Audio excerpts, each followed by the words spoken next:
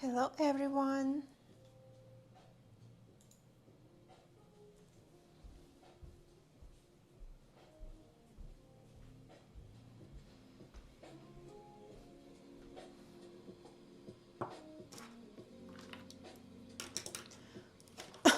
Oh, yes. Thank you. 14 months, so basic how oya baby and a half.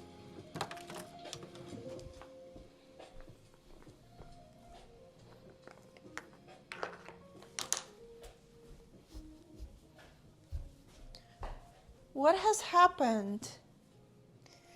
Vinny, thank you so much. 14 months. Oh, Thank you so much for yes. subscription. Thank Thank you. you. Mwah. Thank you. I appreciate it. Thank you, Spine. Thank you for subscription. Mwah. Thank you so much. Thank you. Thank you, guys. Thank you very much. Hello, everyone. Hello, hello. Glad to see you.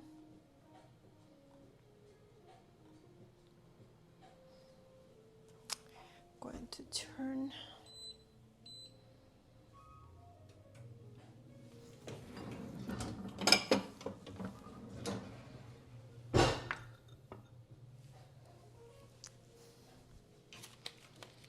I'm going to cook chocolate candies today.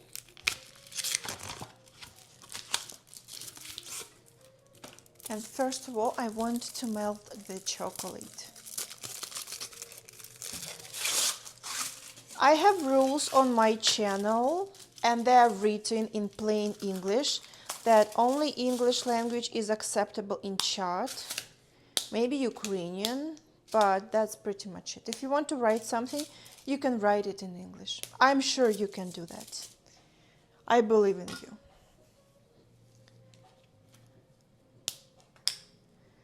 Oh, that's so very cute. I'm glad that you like my outfit. I'm glad that you like my outfit so much. No, don't go to the hospital. You'll be fine. Hello, hello, hello. Yeah, I'm basically trying to melt chocolate. I'll add a little bit of coconut oil. I'm using dark chocolate.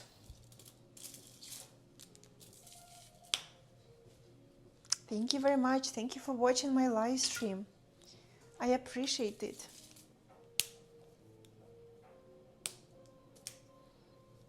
Hello, hello. Okay.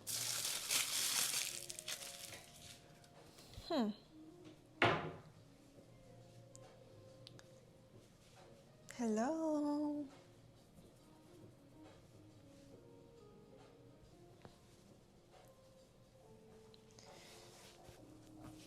Oh, I don't understand what you mean about foreign parent.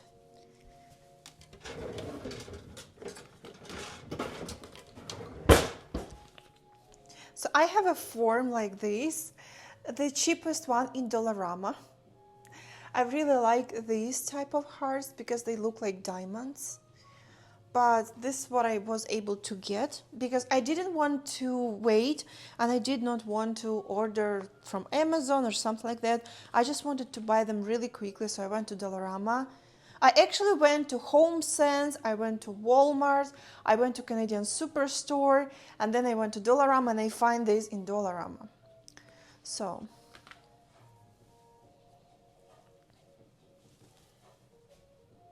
thank you, thank you. Hello everyone. Hello. Let me mix the chocolate a little bit.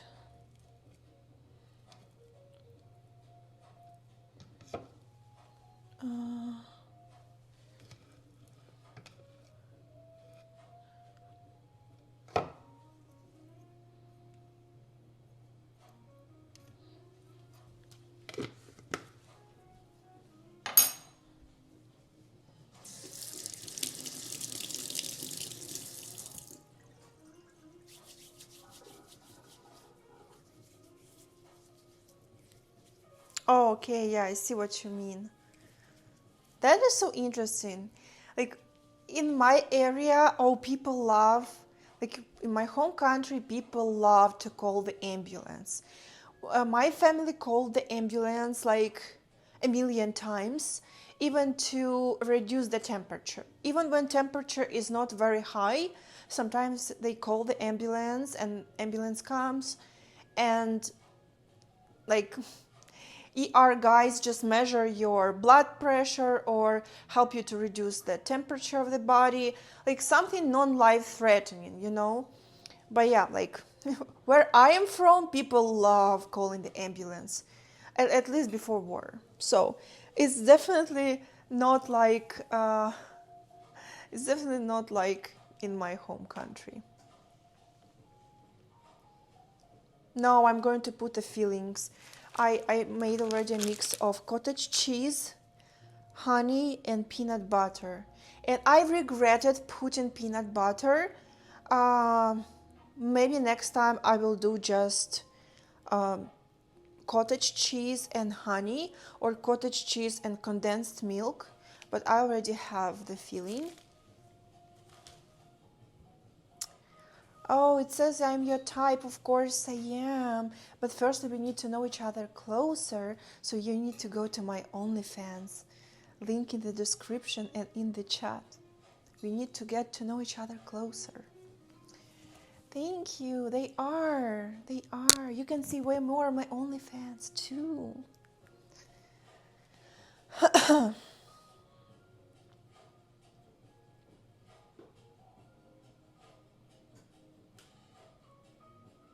I cooked chicken with coconut milk. I didn't notice it getting very soft. It was still very hard. But yeah, maybe next time when I'm cooking, I'll take a closer look at it.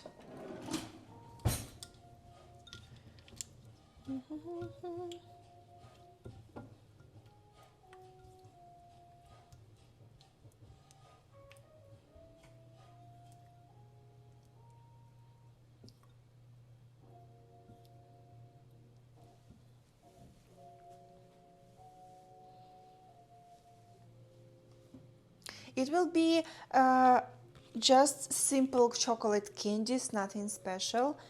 And also I need a small plain dish like this. I'm going to use it for dripping chocolate out of the forms.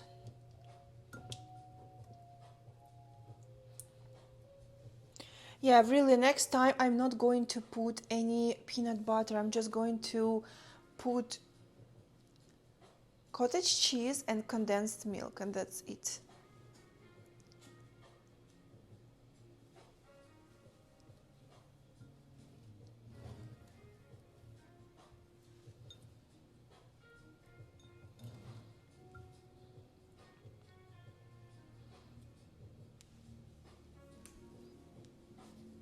Let it in sauce of 3 hours. It will be great. Thank you for an advice. Next time I will be cooking meat with coconut milk. I'll try not to forget to try it out. Of course, I'm a great cook. People always say that I'm so great in everything when I wear outfits like that. Yeah, I am like immediately very smart, very talented. I am an amazing cook, apparently. So, yeah. I don't even know. There must be some magic in it. Yeah, the best one. The best one.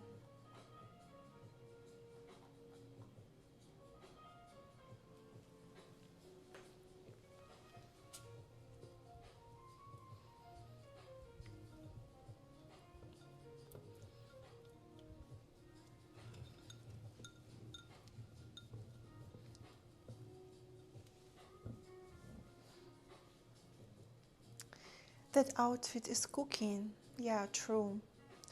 This outfit is definitely cooking.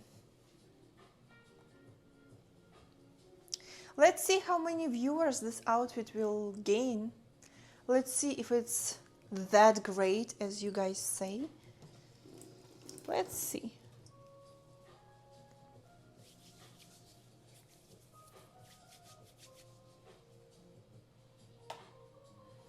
I bet you are an amazing rocket scientist. Definitely. And cancer researcher, you know, like a surgeon too, like heart surgeon.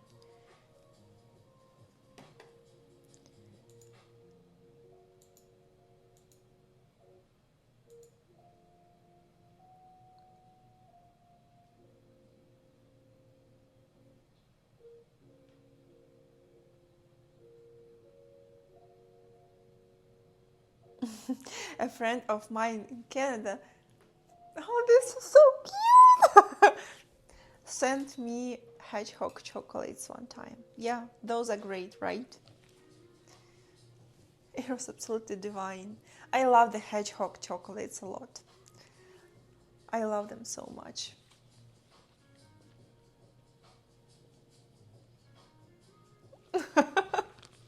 It's true, it's true.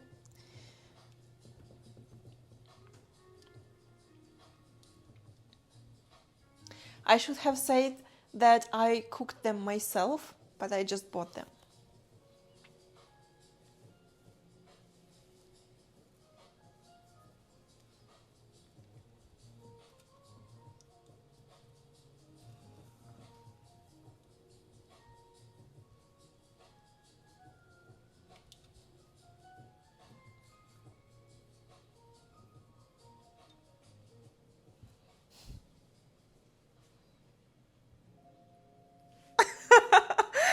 Yeah.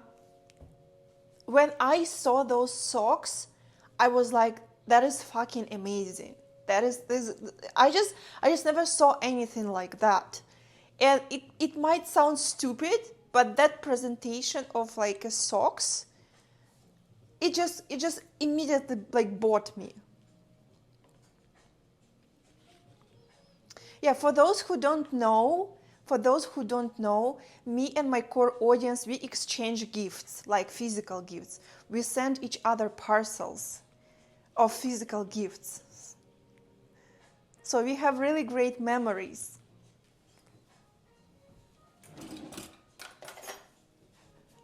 Oh, I already made it dirty. Whew, wish me good luck. Wish me good luck. I'm going to pour chocolate in each thing.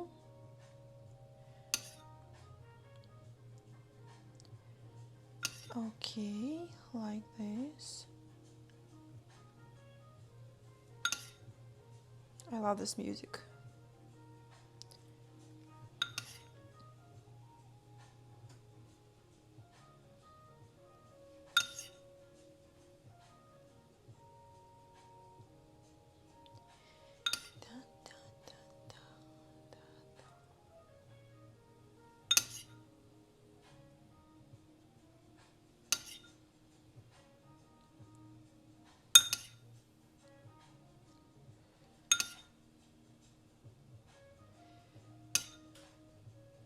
Oop, almost there, almost there.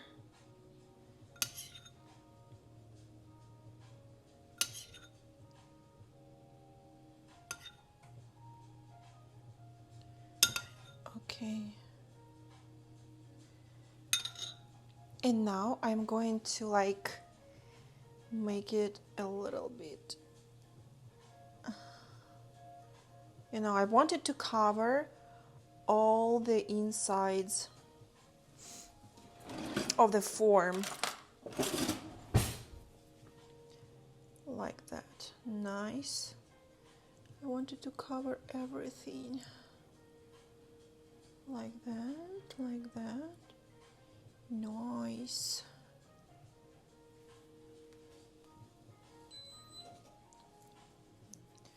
Oh, just a second. Ooh.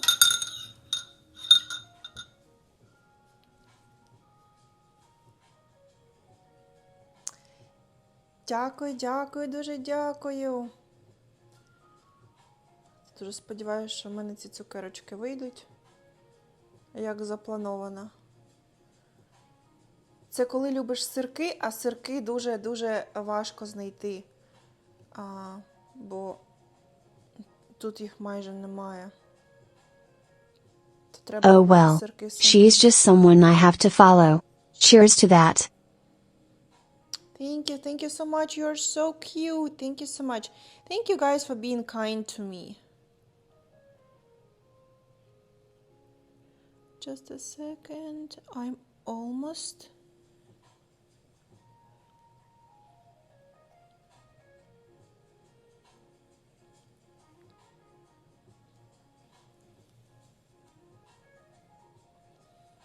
I need a little bit more of coverage. Yeah, I think it's almost nice. And almost nice and smooth. Okay.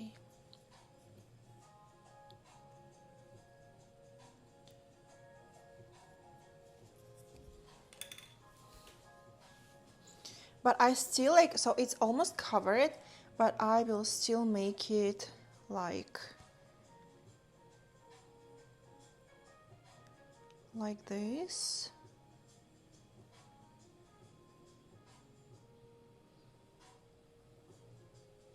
Really? You got bent? Oh no.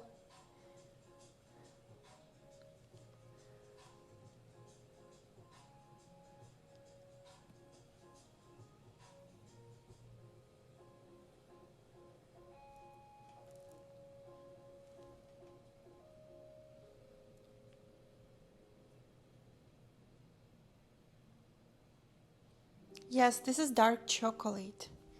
This is dark chocolate. And I'm going to make candy from it. Wait, okay.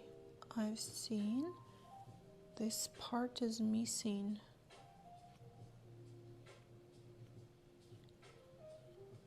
Okay, like that.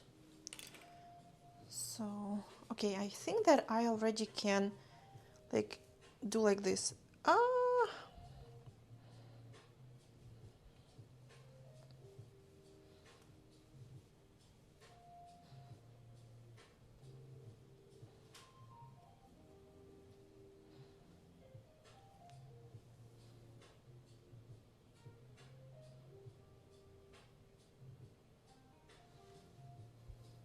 Okay, now it looks hollow inside, and you know what I'm going to do? I'm going to take a knife and I'm going to clean it a little bit. Like that. Like that. Oops. Oh, this is so good. I already made such candies a few days ago. And I'll show you the final result. Actually, pretty much quickly. Okay. So, let's...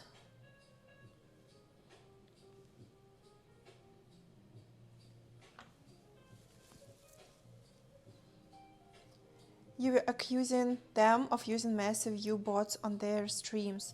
The mods didn't like it. I missed something. Just a second. I missed the context.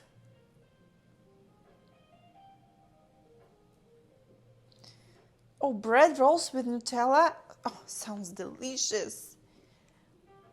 Just a second. Oh, okay. There was no missed message. Shadowman, thank you so much. Thank you for hundreds of beats. Appreciate it.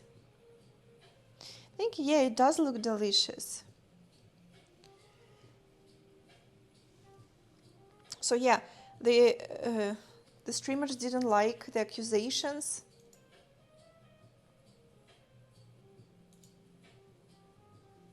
Hello, hello, hello everyone who is new.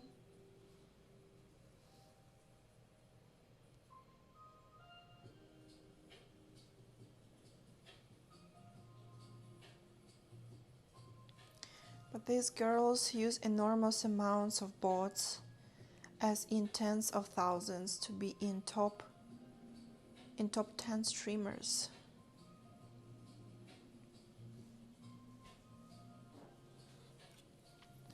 Well, I bet they are just trying to make money, but I don't know. I think that using bots is so dangerous. I feel like even breathing in a wrong way on Twitch can make your account to be in danger. So those girls are risky, you know.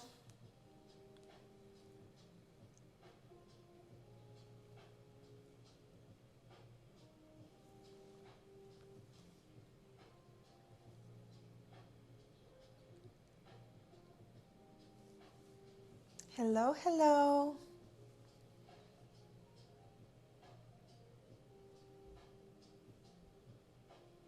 Okay. I'm going to put it in the fridge. I'm putting it in the fridge and I'm going to show you how it looks after. Wait. I will borrow a plate from Morty, and I already have a little bit of chocolates. Let me show you how it will look at the end. Oh, I ruined it. I ruined it. Okay, I'll put it here at this moment. I should be more careful. Just careful, careful. Like that, like that. Oh yeah. One.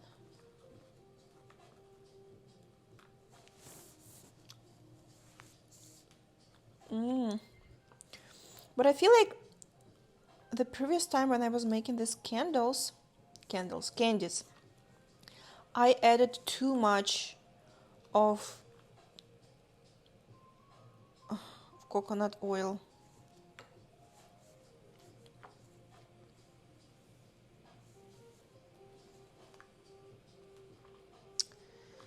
Every person needs dark chocolate. There are a lot of good things about dark chocolate that helps longevity, but it should be a real dark chocolate, honestly, not this one, not the one that I'm melting.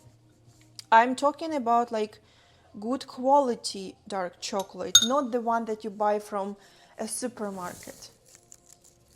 So this one is just, you know, for little treats.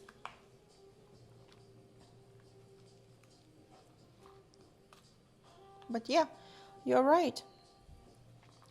The dark chocolate has a lot of benefits, and like in ideal world, it should be it should be eaten every day, just a small amount of it. Cute.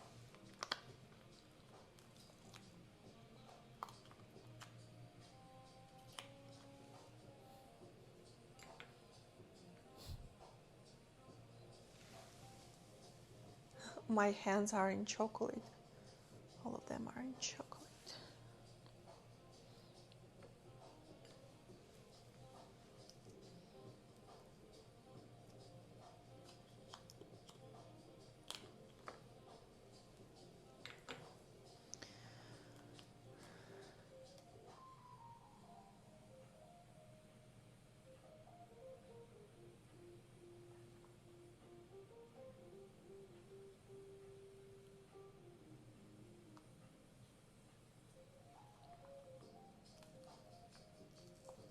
Oh, and my favorite type of candy is like the one that looks like diamond. Just a second, let me put them on the plate and I'll show it to you.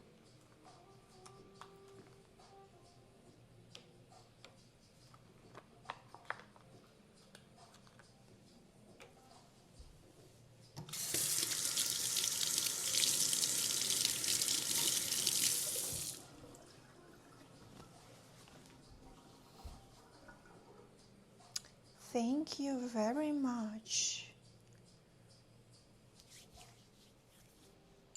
So this is how it looks. Look at those candies that look like diamonds. It's so pretty.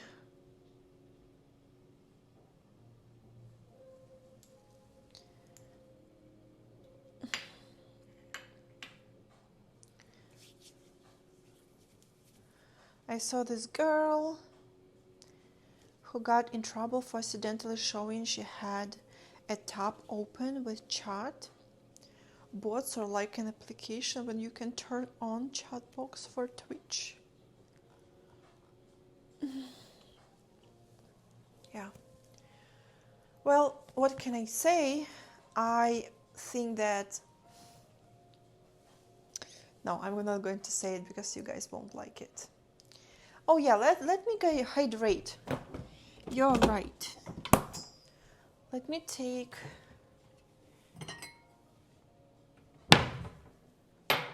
my hydration.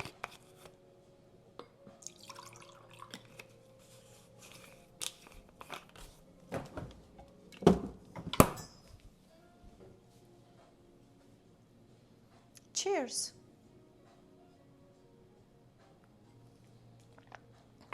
Oh.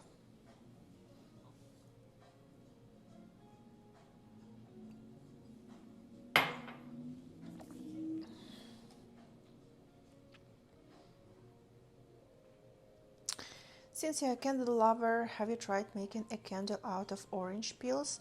No, but I tried just to put orange peels whenever I have them, just around for a smell. I usually buy candles. I don't make them myself. When I was a kid, we were making candles because we had our electricity cut for a few times because we didn't pay bills, because we didn't have money. So yeah, I know how to make candles.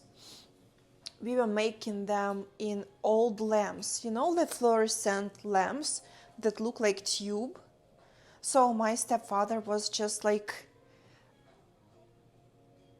taking off the parts that are making the light and leaving only the glass part. And we were using those glass parts to make candles, and then he was breaking the glass, and we were having candles like very long, and we were cutting them in pieces and using them for lighting.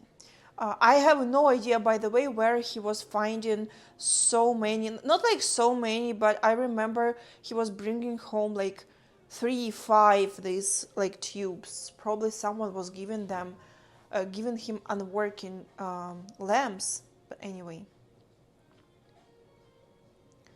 now you just take the upper peel and put olive oil in it. It's like a candle. And does it smell just like that, or you have to light it? Or you just like leave this plate with olive oil and orange peels?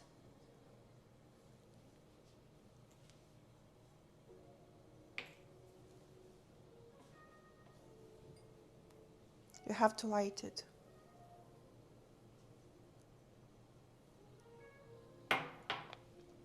But do you light like the whole vessel, or you maybe just soak like something like a thread of cotton in it? No, I cannot imagine lighting the whole plate with olive oil. That would be just a hazard, to be honest. At least in Canadian homes. Maybe in European homes where houses are built from like brick, maybe it's not that bad, but here like things light up like that.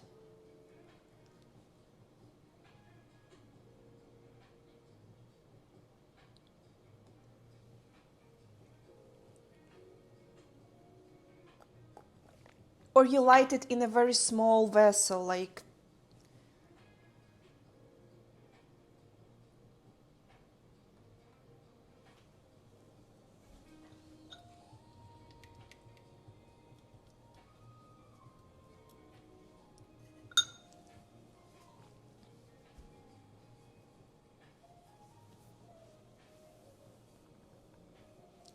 Let me pause a little bit for a video.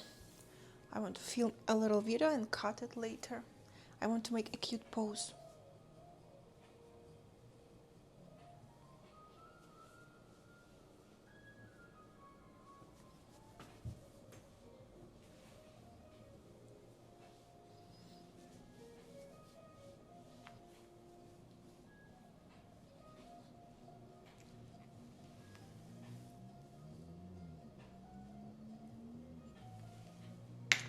Hello, hello.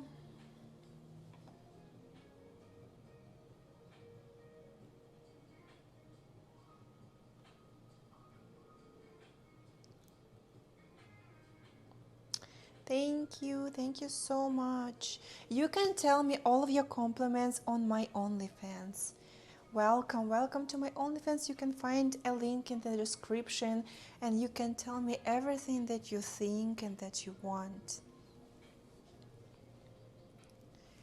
Cheers.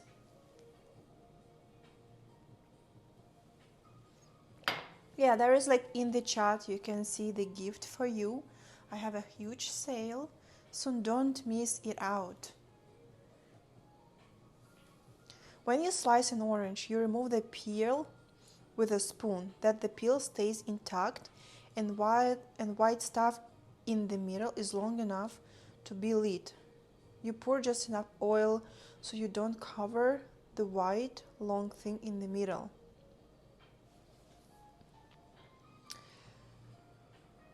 You remove the peel with a spoon, that the peel stays intact. So the orange part and the white part, we keep it together, right? And we peel it like we peel a potato, so it's like long, right? And like looks like a spiral. And we just soak it in the olive oil. We don't use an excess olive oil. No? Дуже-дуже добре. Як у вас справи? It stays intact. Let me translate that. I don't understand the phrase. It stays intact.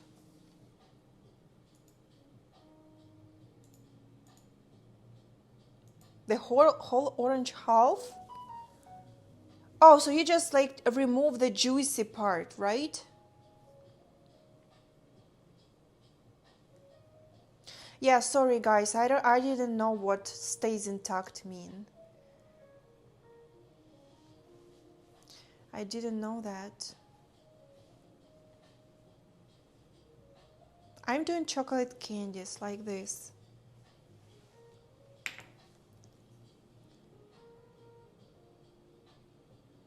Of course it's okay. You don't have to tell me it. I know that this is okay. Because I know 3 languages. I don't know how many languages you know. So I know it's okay. I know that I don't need to speak perfect English for people to be able to communicate with me. So I'm good. Ну, я рада це чути. Я дуже рада це чути. Добрий настрій, це ж класно. Це ключ до довгого життя, правильно?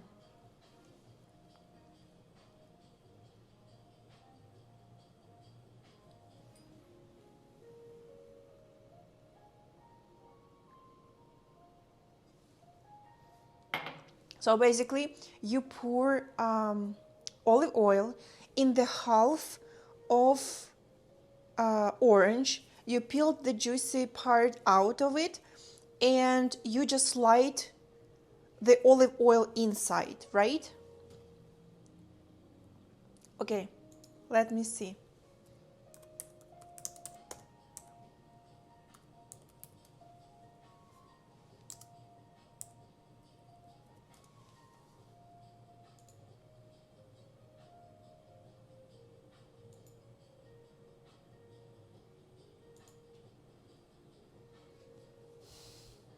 Oh, so you do have to have a cotton thread. Okay, I see what you mean. I see what you mean. Does it smell good? Does it smell good?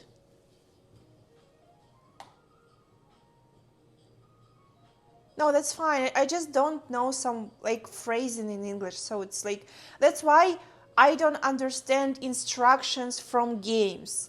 When I play video games and the instruction is in English, especially when it's over voice and other characters are saying me something like telling me the instruction, I need to see it in writing and translate part of it. DB Stewart, thank you so much for gifting subscriptions. Thank you so much. Thank you so much. Welcome to my live stream. Thank you so much for supporting my channel so much, Stuart. I appreciate it.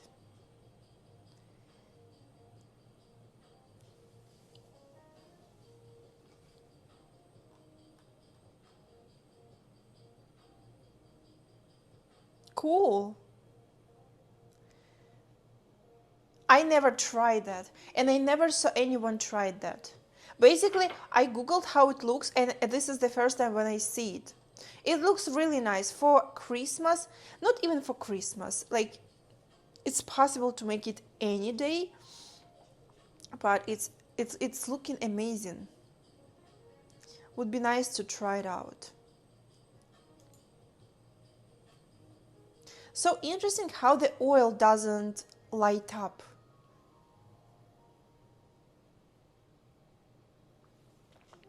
Like, how come that it has only like one little flame and the flame is not spreading on the rest of oil? Hello everyone, hello, welcome to my live stream. Let's check it out how it's freezing. Oh, it's freezing really nicely.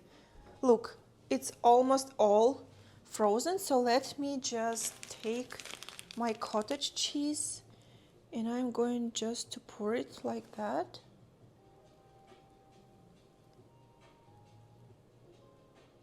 Opa!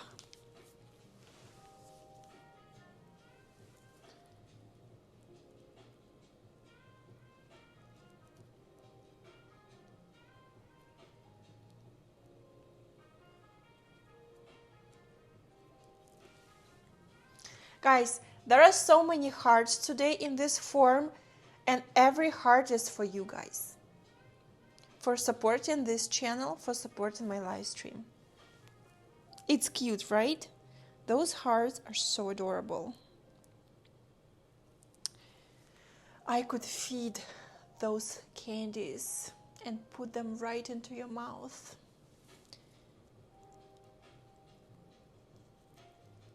Okay.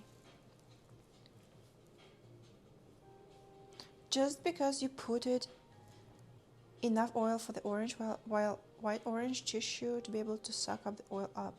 You only light the tissue on fire. The oil protects the tissue from burning cooking oil. Doesn't burn too well, at least okay. No, it's fine. I just have to try it one day. Maybe, you know, when it will be Christmas time. Or maybe when I will move to a new house. That would be a nice thing to try. Because I do love candles. You guys know it. I've read that candles are actually a pretty good solid reason for lung cancer. And that's why, like, I don't know if this is true. I just heard it in YouTube shorts or on TikTok. So it might not be an accurate information, but I heard that candles and different scented diffusers, different scented like sticks that you light up, they can cause lung cancer if you inhale it in a big amounts. Of course, it's not like if you light a candle once a day for a few, like for 15 minutes, it will not do anything.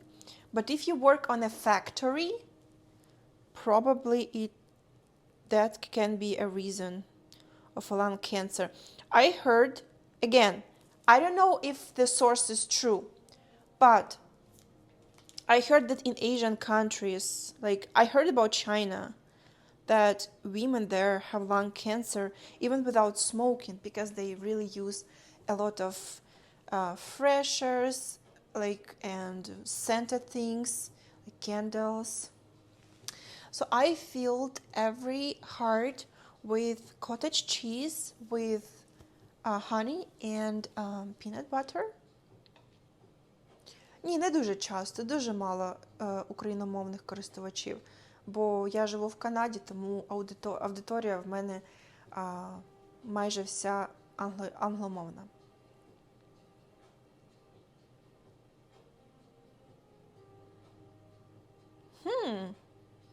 I did not know that either. Yeah, so guys, be very, very skeptical about what I'm saying, because this information really came from just some random video. So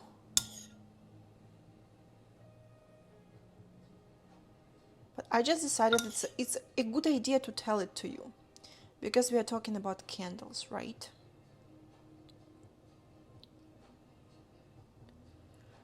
Okay, let me fill those hearts up.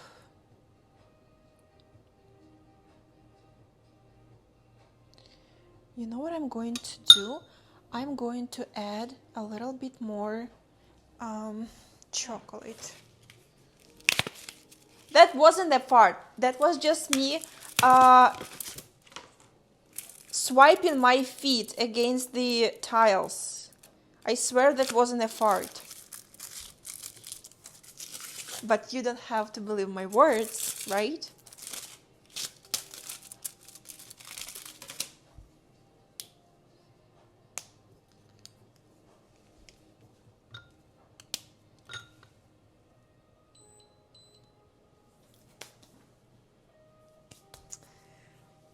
You know, the girls don't fart, so how can I potentially fart? It's just not possible, guys. It was just me swiping my feet against the tile.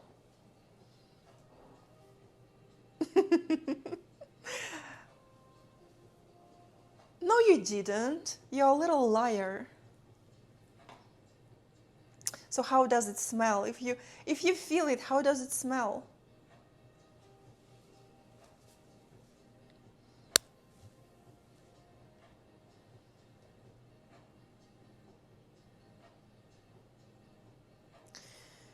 ChatGPT tried to kill somebody. Well, what can I say? Like candle.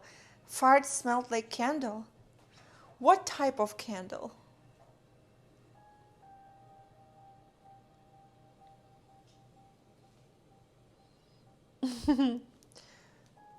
Lavender. It must be really nice to have a fart that smells like lavender. I would be so envy.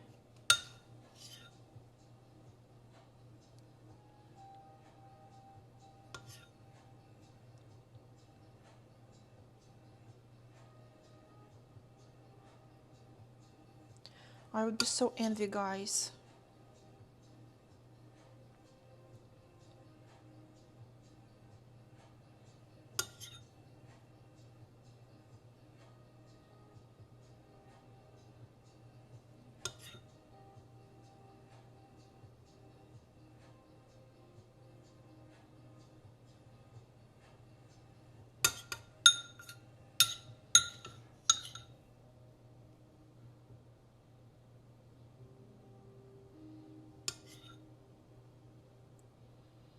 I'm sorry it takes so much time to fill up all the hearts.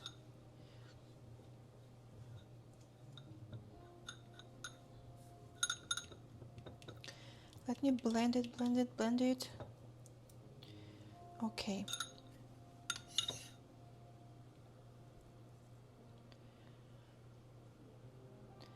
Literally, guys, I'm almost a chocolate maker. I can start a business.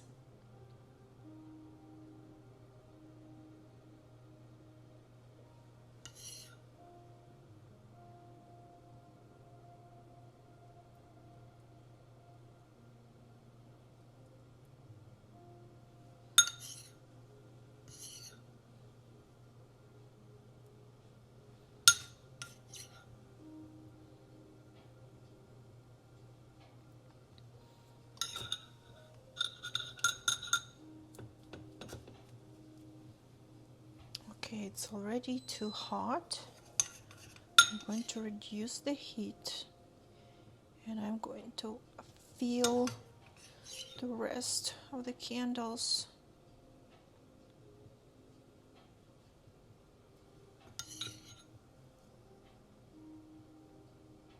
We are almost there, guys.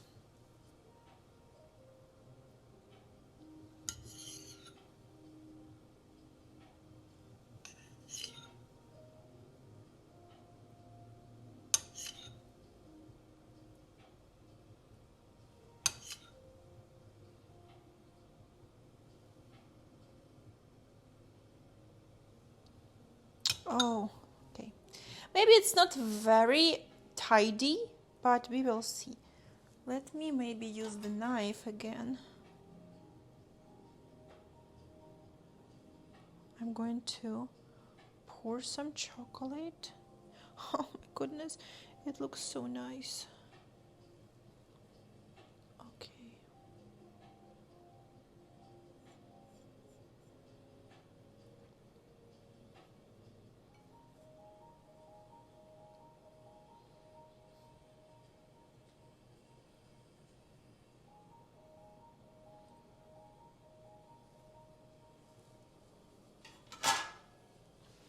So all hearts are filled. Let's put it in the fridge. Okay, good. Oh my God. It's a disaster, disaster, disaster. I need to... Okay, like this. I need to spread it more evenly. So it should be nice. Good. Hello, hello. Yeah, eventually in the end, it will look like this.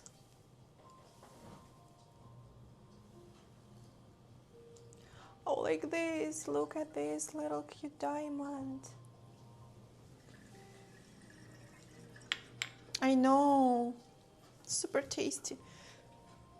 Do you want me to cut the candy in half? I can take this candy. I will cut it in half. Like that. Oh! I'll show you what's inside.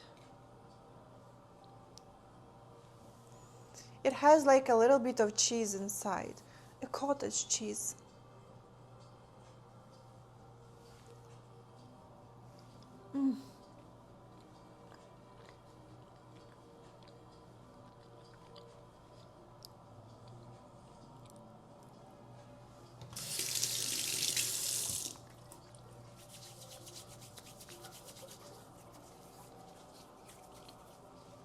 Thank you.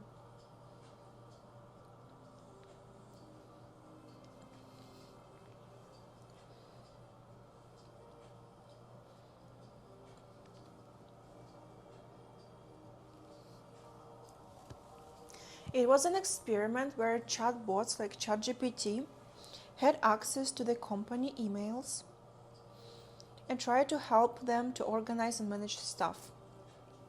Then one assistant wrote in an email that he wants to shut down the system to install a new version, and ChatGPT, the old version, started blackmailing the worker and threatened to leak information about his affair and so on. Yeah.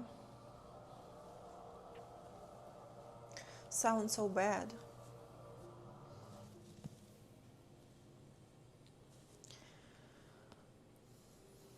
But again, I don't know.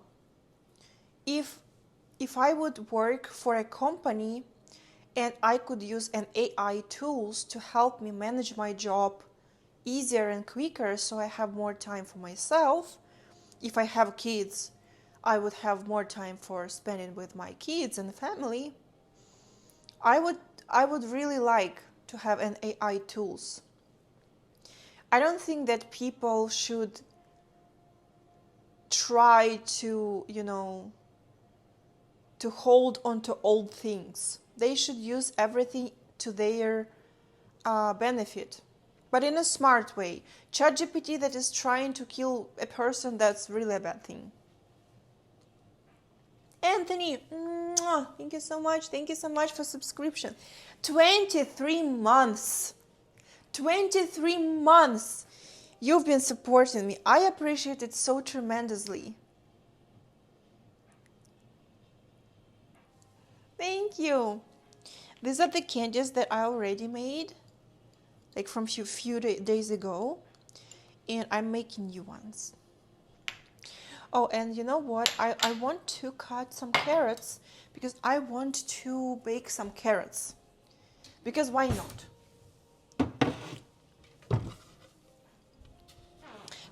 That wasn't a fart. I swear. It wasn't a fart. It's just because I'm turning and it just sounds like fart. No, you have to believe me. Thank you, Anthony. Mwah. Thank you so much. Thank you. Thank you so much for all those gifted subscriptions. Thank you. This is cool. Oh my goodness. 200. Oh my God. 200. Anthony, thank you so much. Jesus Christ. Jesus Christ. Oh my goodness, Anthony, thank you so much. Thank you for your generosity. I appreciate it. So many people will be able to see this live stream without need to watch ads. Extra subs for farts. Like, I'll be farting as long as you guys like it. So people, guys, I'm ready to sacrifice, not like my dignity, because it's okay, everyone farts, right? I'm ready to sacrifice it so you guys don't have to watch ads. Thank you, Anthony, for helping everyone to watch stream ads free. I appreciate it. I'm ready to sacrifice my farts to this reason.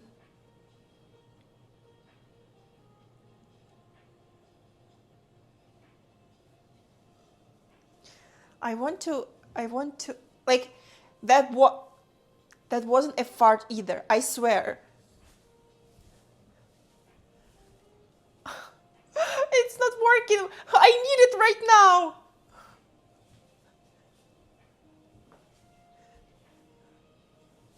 Please. No, I swear those were my legs. I swear.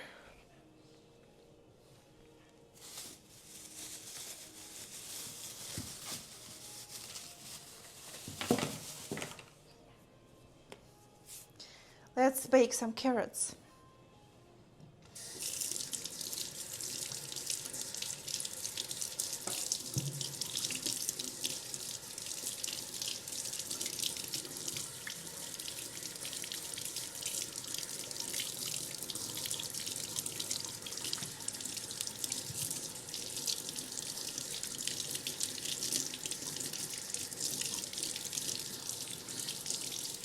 Papa, please.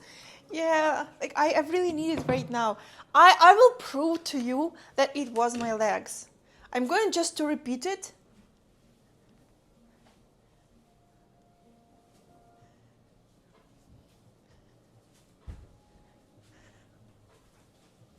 Oh my God, it looks so stupid.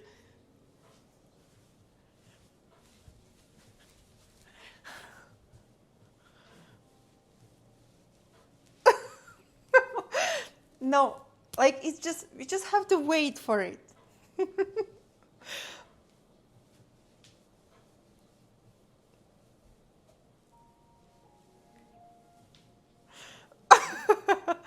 You heard it? It was just there. No, it's working. No, it's working. It's working.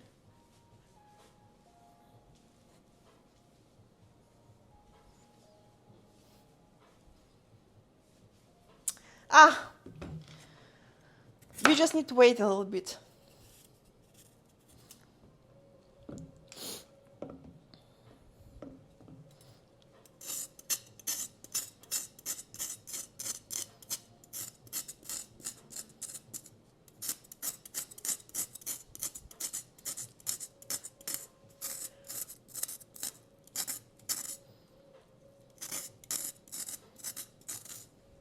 So interesting, no one ever asked me for this.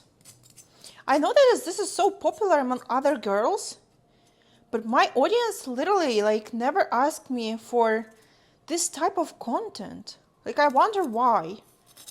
Like, am I not that attractive when it comes to this?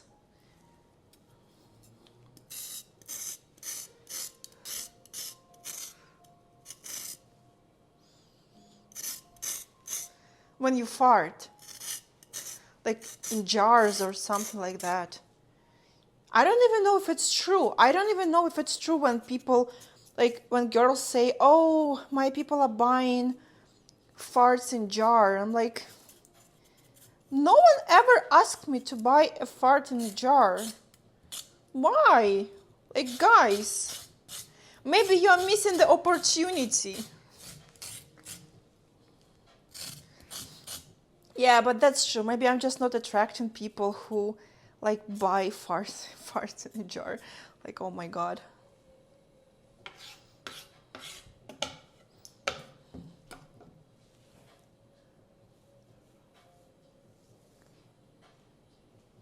Нормально, Олі, все як люди люблять.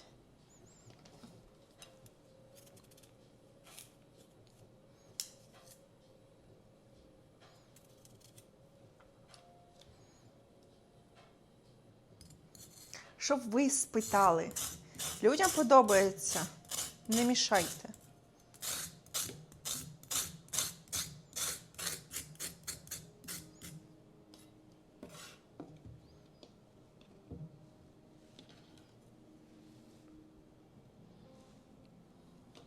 Yeah, that's true. My audience really I don't even have such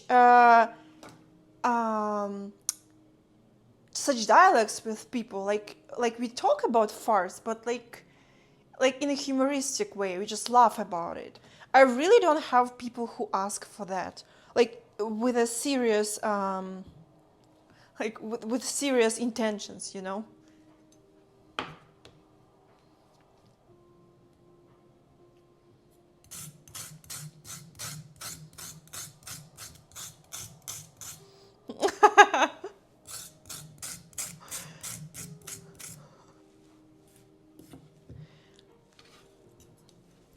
Oh my god.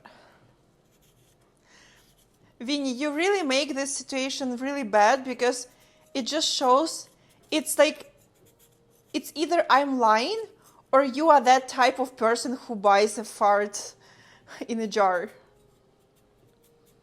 Yeah, it's true. I really like my audience is more sophisticated. And I'm not going to complain about it because you guys know my character. I would not be able to stand idiots. Like my character is not built for that. I would be just too pissed and I would just be like, you know, not nice to people. So for me, everything works to my benefit. I meet really great people. I don't meet people who ask me to fart in jars. I'm happy about that. But again, if you guys will pay me, I will not say no. I'm kidding. Yeah. Yeah, my character is like... My character is not helping me to make, you know, to make money sometimes because I'm pissed so often. Guys, don't be like me. Like, work on your character all the time and work on your patience. Don't be like me. Don't be so pissed every time. It's annoying and it's like very tiring. You know how much I am tired to be pissed all the time?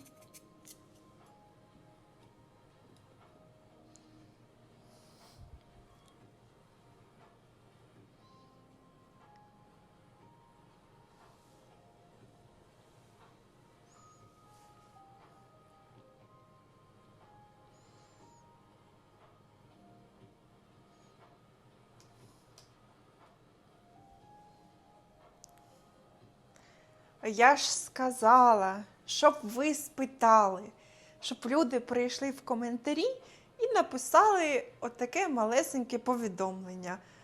Чому багато олії? Ви написали дуже класно, в мене перегляди виросли. Все працює.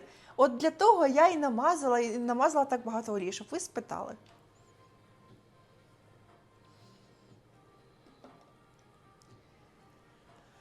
Oh my God, Anthony, Jesus Christ.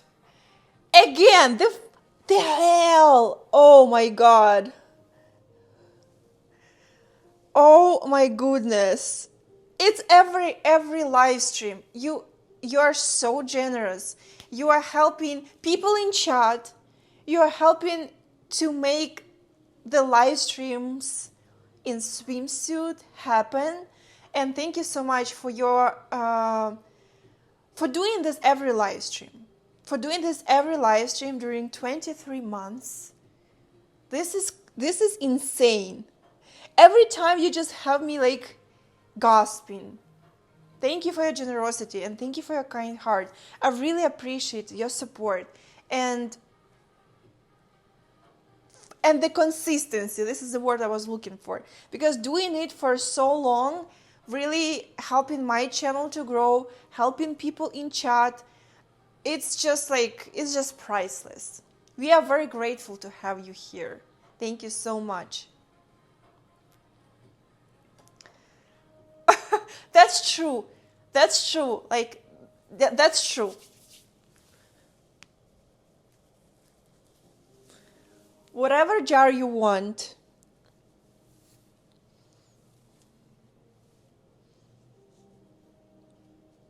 Farts are majestic beasts. They deserve to be free. The spirits, free spirits.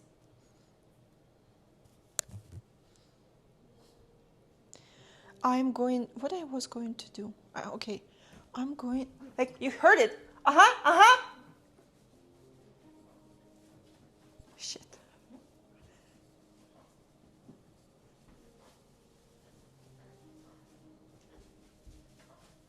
No, it was almost there.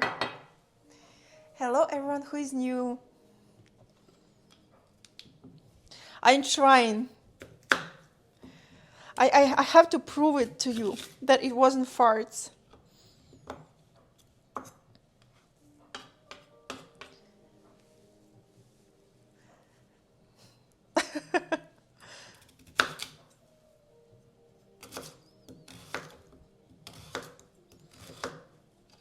I'm cutting carrots in such things, like little pieces.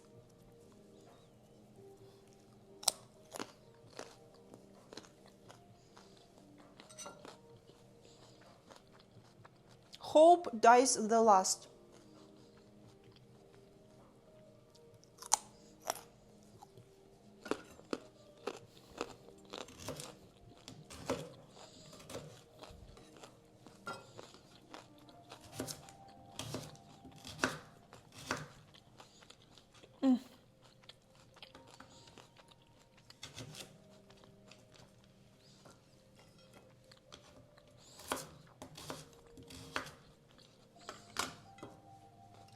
I am going to bake carrots in this form, and you may ask me, Luisa, form is like, it's for bread, and you are completely right, but it was on sale and I got two, so I'm going to bake it in here because my other form is busy with salmon.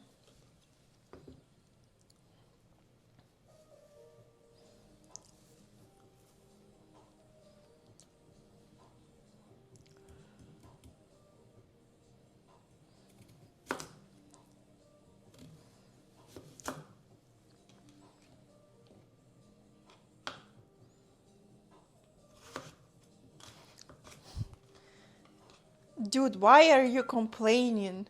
You don't have anything else useful to do during today's day? Like, why are you here complaining that I don't like to have stream in bra? What's the point? Sometimes I stream in bra. My OF.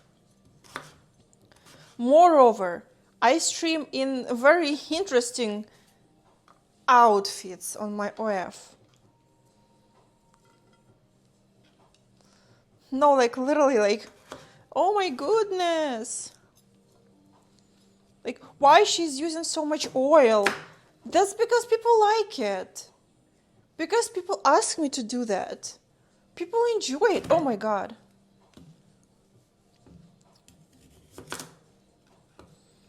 I don't do it very often because it has my it gets my hair too greasy, but sometimes why not? It just looks so nice and shiny and people comment it. Oh my goodness, why are you like putting so much oil? Like literally. This is entertainment. What am I supposed to do? And this is so funny because this is exactly the same type of people who will come to they somehow found me. So basically they were looking for me. Maybe not for me, but for this type of live streams, right? They were looking, they clicked on it. That guy didn't have a subscription, so basically he had to wait 10 minutes for being able to write in chat and watch a long ad to be able to write it few times. That's like really a lot of work, and you could like really do a lot of useful things instead. But he just came and like, oh, this is so stupid. If you don't have anything nice to say, don't say anything. Spend time on something meaningful then.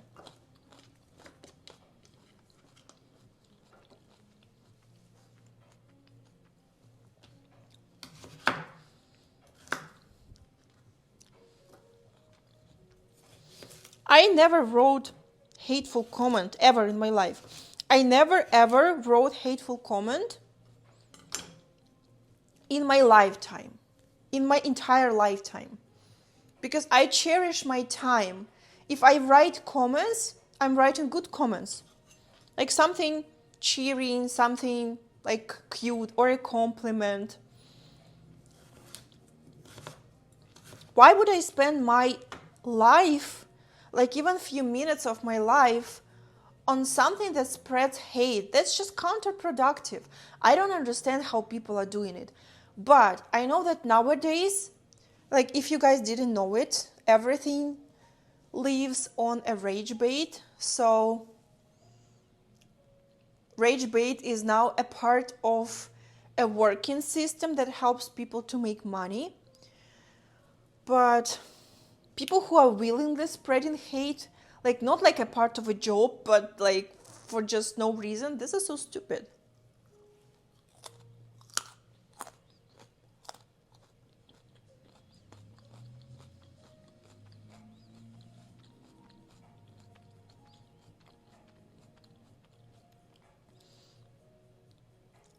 I have a theory on such people. They don't actually hate you. They hate the people that support you because they don't have much to make themselves happy in life. I agree with you. And you find rage bait kind of funny? Why? And you say because it's scary to face own patheticness instead. Yeah, I think that a lot of people know that they're very pathetic. But like accepting that fact and accepting the truth is very difficult. You have to have balls to say that, oh my god, I am dumb. You have to have balls and courage to say, I don't know something, or I am bad in something, or I am wrong. You have to have really big balls to do that. And so, like, majority of people don't have balls. Oh my god, so tasty.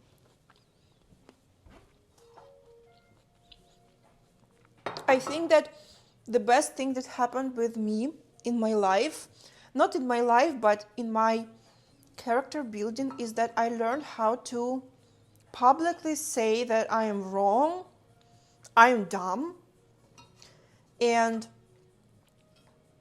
I accept my minuses, like I'm pissed all the time, and I learned how to make fun of it. because that's my big flaw. I'm pissed all the time, guys. I'm also full of hate. I'm also full of rage every day. But I learned how to make fun of that. And I would never spend my time for writing a comment that is full of hate. I'm just avoiding things that make me feel that hate too actively.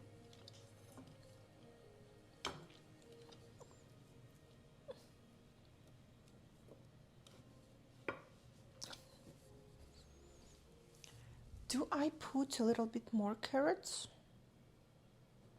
No, I think it will be fine.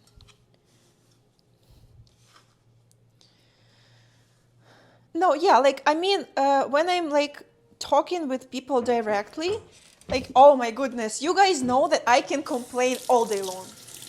And vice versa. I'm totally up to listening how people complain about like world is a mess, like, because we all are humans, we all like to complain.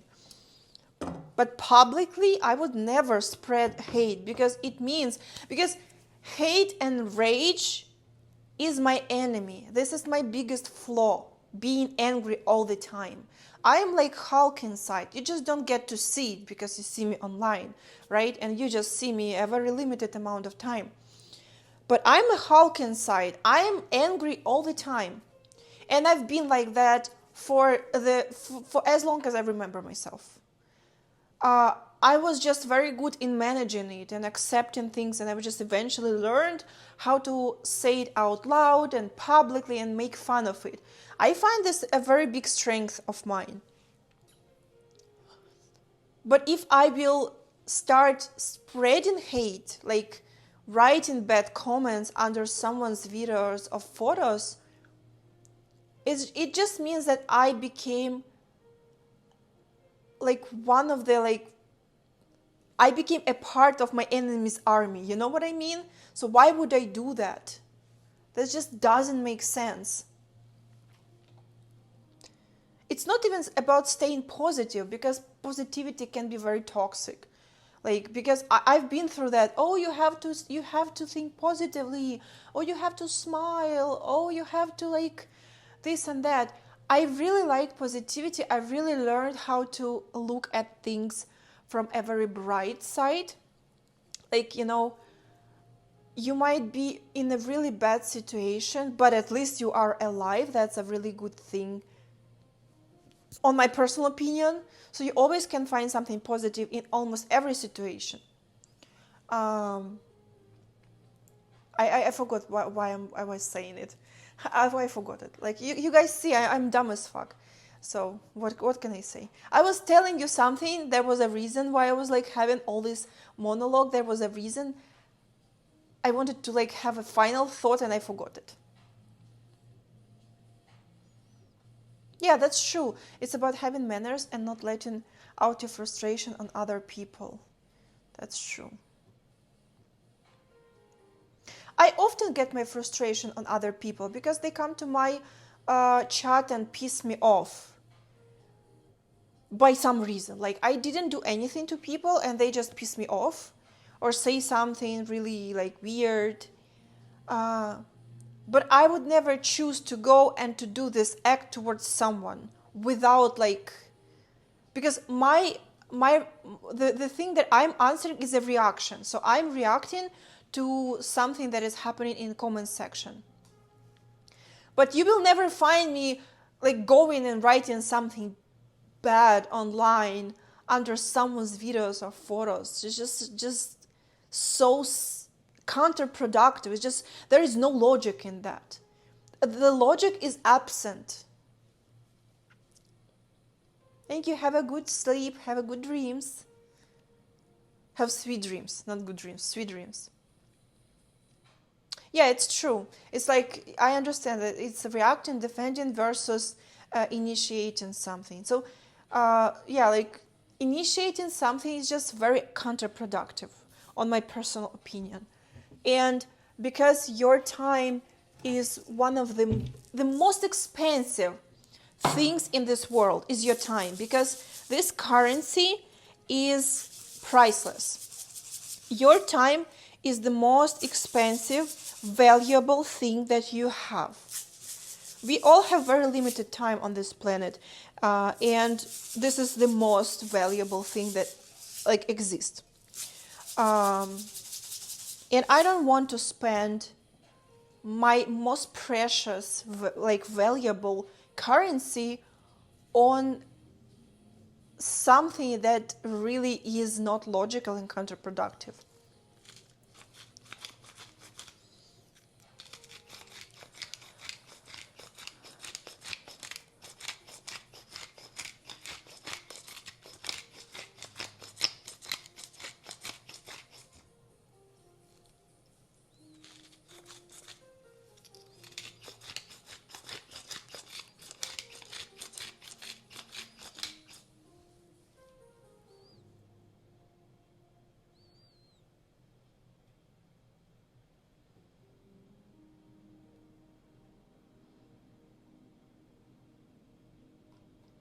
Yeah, that's true. Like being angry all the time, I think that we just relate, we just understand what it is like to feel the rage all the time. It's so hard to manage it sometimes. But in my personal case, very often I have this rage and anger turned towards myself. So I had episodes when I was like banging my head against the wall. That how bad it was. It's just like a very big psychological problem. I have a lot of I cannot hurt people. I would never hurt anyone, but I easily can punish myself for things. So it's not healthy at all. And I was working on it for a long time. And I think that I almost fixed it. I believe so. But yeah, spreading that hate towards other people would be a completely defeat in my eyes. Like if you are spreading hate towards other people, you are weak, and I am not weak. I don't want to be weak.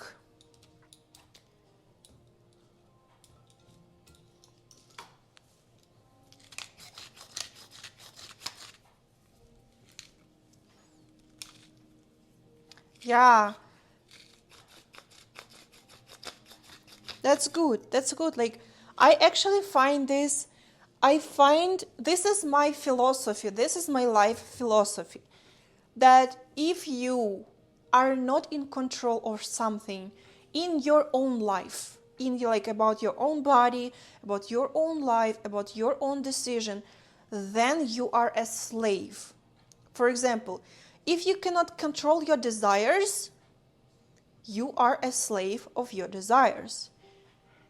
I do so much of everything to control myself, to control my environment, how I act, how I respond, how I do this, how I do that. It takes such a long time. I would love to do it faster, but unfortunately I can't. I have to evolve at my own pace. But it's always about being able to control your own self and working on your own self and become a better version of your own self. Because, for example, one of the biggest weakness of mine, I cannot reduce. I can reduce, but I cannot say no to sweets. I cannot. I'm a slave of sweets. I was trying to fix it. I was trying to do so many things to make myself eat less chocolate. And I ended up with reducing it tremendously, but I still cannot avoid eating chocolate to zero. I just can't. I just need something sweet. If it's not chocolate, then it should be honey. If it's not honey, it should be some dates or some this type of sweets, or it should be something even just a piece of bread with sugar on it, just something. Yeah, so like this is my weakness, and I am not proud of it. I am not proud that I am not able to say no to a fucking food. Like, who am I? A slave. If you cannot say no to your desires, then you are weak. That's your weakness. And this is not something to be proud of. And yeah, like I can play it along. I can like say, oh my god, guys, I'm such a sweet tooth. I like candies. Oh my goodness, look how cute candies I made. They're so cute. Mm. But in real life, I'm a slave of sweets, you know?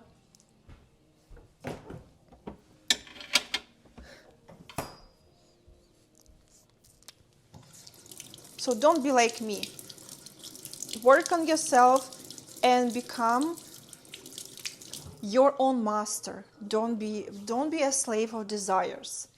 Don't be a slave of your weaknesses. Like, of course, we are humans, we are not perfect, and it takes so much time to gain that power over your own self. But I gained so much power over other things in my life. I'm very proud of that. But I still have to defeat the weakness in front of the sweets. Don't do that voice ever again. Oh, people pay me for that voice. People love it. People love it when I'm like, oh my god, I cannot believe what I'm seeing. You know, the sweets. This is my favorite. I love sweets so much. You know, I could eat them all day. People love that. Like, you know, guys, I'm not doing things that... I'm doing things that people pay me for. I'm very good in this. So this is something that people really, really like.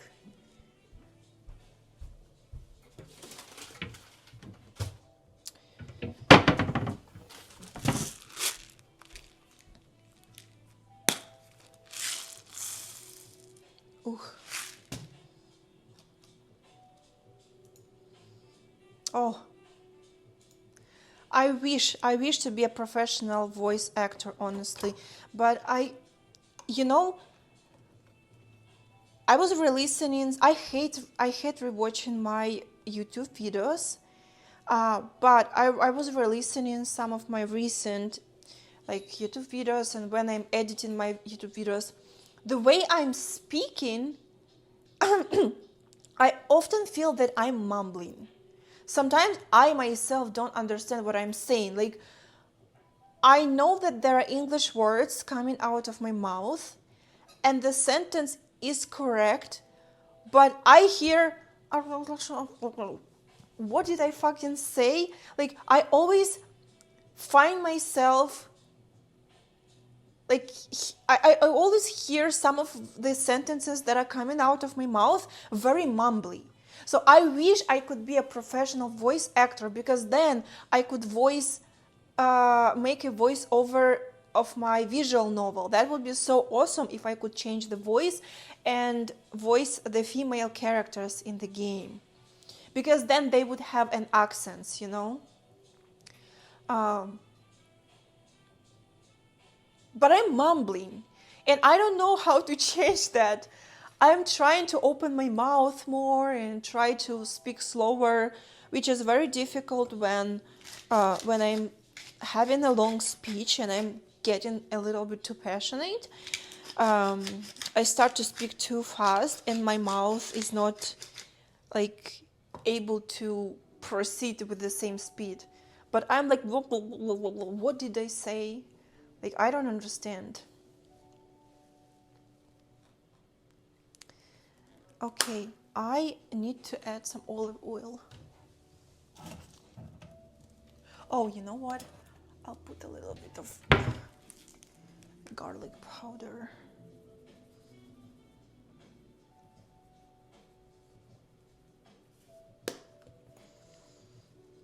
That's a good idea. Honestly, I would love to do some training like that. I would love to have lessons with a teacher. And also I would love to go to a film school, because there is a good film school in Toronto, and it I could take a course for like 1 year, but I just don't have time. Like, I work every day. So, like, to be able to enroll in school and learn there, that would be so awesome. But I just will need to have a lot of free time for that. And my work will just, it will just decrease a lot, because to be able to be successful in social media, you have to be consistent and do things every day. Without doing things every day, all the numbers go down. I know, guys. I know. Like, I want, or believe me, I want to do that so much. I want you to play the visual novel so bad, but it just, I feel like, oh my goodness, it just takes so much time. Not so much time, just the scenario. I'm rewriting it all the time. I am not happy with how it goes. I'm just rewriting and rewriting and rewriting, and I have new ideas that come and they look better to me, so I'm rewriting again. And like, I need to get a permanent residency first to be able to make that game happen, because I will need to hire people, and I will need a lot of like paperwork done for that. So it's the permanent residency thing also like slows me down. But I would love, oh my goodness, I would love you to see it, because I already have other ideas. I already developed the whole universe. I already developed 5, 6, or 7 games that will be very small. They will not be they will not be AAA games, because I just don't have money for that. They will be indie games. Sometimes they will be visual novels, because they're budget friendly. But I already have so many stories that will be like a one story. So like, I'm sure that you guys will enjoy it. Especially if I will be able to do an over voice and animation. So you guys have like great experience with it. And have like this amazing experience of this escapism into the like Ukrainian world of post-Soviet vibe. It will be very new for you. It will be very unusual for you, because you haven't seen that vibe before, basically. So I'm sure that it, I don't know if you, actually, I'm thinking about this all the time, because majority of people that follow me, they are mostly from West. They are all around the world, but majority of them are from Western countries, or at least English-speaking countries. And for you guys, this concept of post-Soviet Ukraine is something that you never experienced. And a lot of things will be very new for you. So I need to write scenario in the way so you understand the context. Because for you, some things will be very weird. For example, I think about this all the time. Police. In Ukraine, I literally knew people, those were my friends, who had murder happening in the building with apartments, in the apartment building, in the place between the apartments. How do you call it? The hall? Like something like that. And they were calling the police, and police told them that, well, when the murder will actually happen, then call us. We are not going to come and prevent murder. We are going to come when the murder already will occur. So this is a very big cultural difference, because here in the West, people call the police in any situation. It's very different in the country where I am from. That's dumb, but that's how it works. And to be able to understand a cultural context of the country that I am from, you need to know these small things, and I have to write it in scenario because the police just won't come in majority of cases. I am from a very abusive household. My stepfather was an alcoholic, and he wasn't like very violent, but he was using physical power, and he was trying to burn the house. And Ukrainian houses have only one entrance. We don't have back doors. We just have only one entrance. So basically everybody would die, and police didn't come because they just don't come. They come only when something happens that can help them make money, or they come when actually murder happens. Like, of course, police sometimes comes, but there are a lot of cases when police won't come. So you need to understand that for a cultural context when you will be reading this story, because an average person who grew up and lived in the West, the natural thought will be, oh, like you have to call the police. And in your world, in these countries, police actually comes and investigates. It's not happening there. So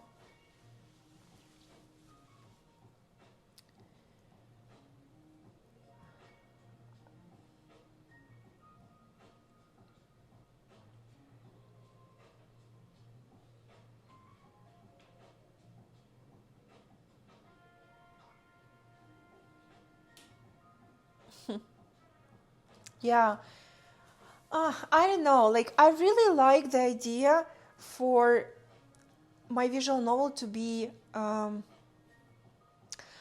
You know what I want? I want it to have a little bit nostalgic vibe. I want it to have like this grainy look, a little bit like colors that just a little bit faded, and grain, as I already told you, something that feels like 2018, 2017, something like that. And I do want to have really cute characters. It's so difficult to find an artist who really will draw cool characters, because artists who really are good in painting characters, they are either like booked, they're working for bigger companies, or they are not accepting work because they are doing great. They don't need a new job. And some artists, of course it will be very, very pricey. It's actually really, really like, who would tell that making a visual novel would cost so much money and would take so much time? I would never actually guess it. Okay.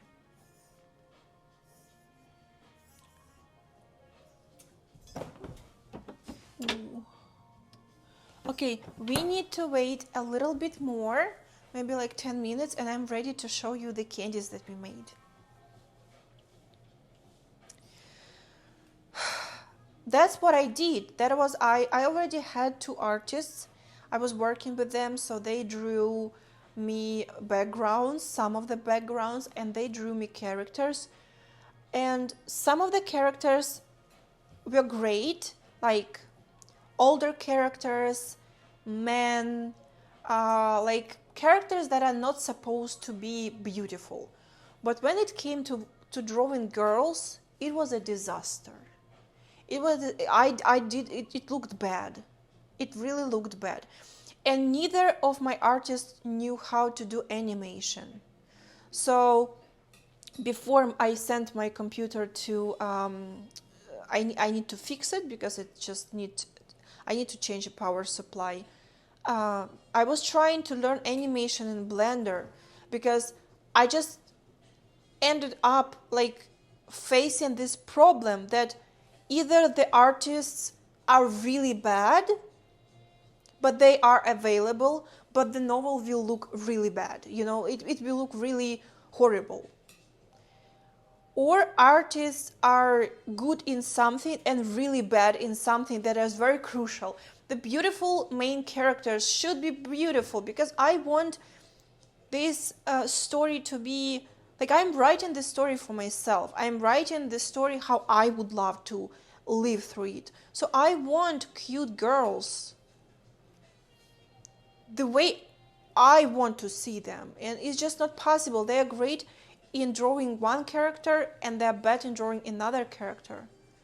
And I need many versions of the characters because I need different emotions, different poses. And for animation, I need even more poses, you know? I'm telling you.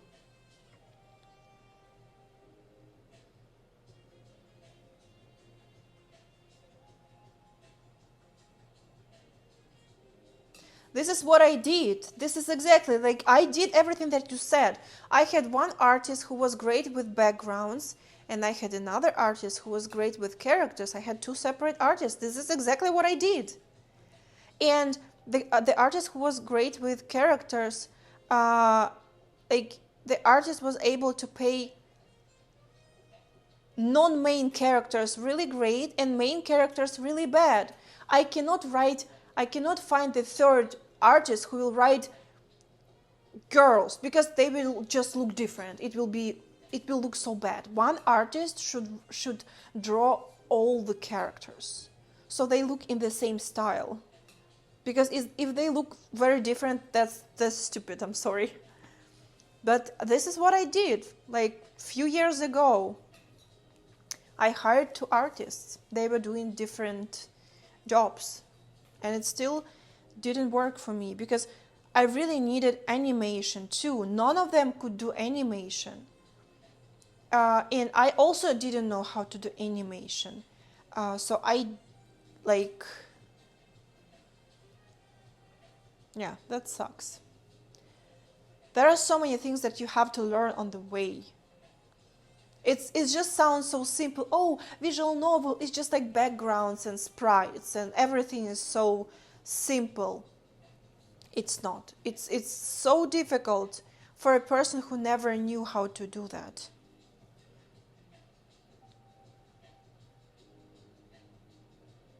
So now I'm learning how to code. I'm learning how to animate things in Blender. I have to learn these things so I can at least understand the basics. So I understand, like actually as a director of the novel, you have to understand every theme to be able to direct it. You have to be specialist in everything, just a little by little. So, oh, I would love to have some massage right now. What I have to look at? I I don't see it.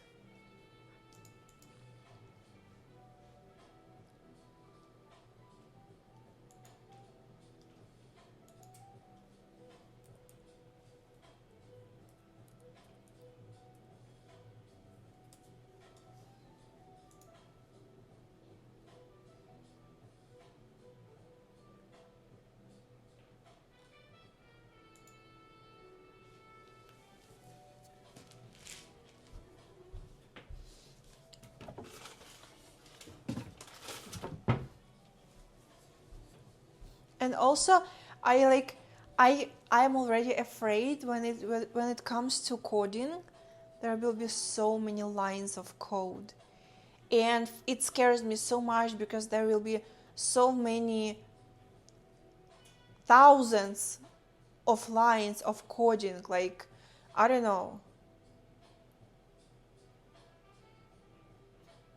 I don't even know how many lines. Like 80,000, 90,000 lines of code.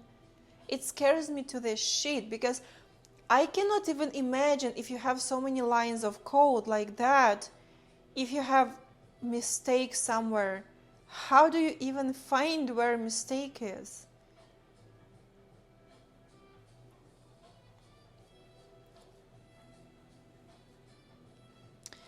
There are AI apps that does it for you.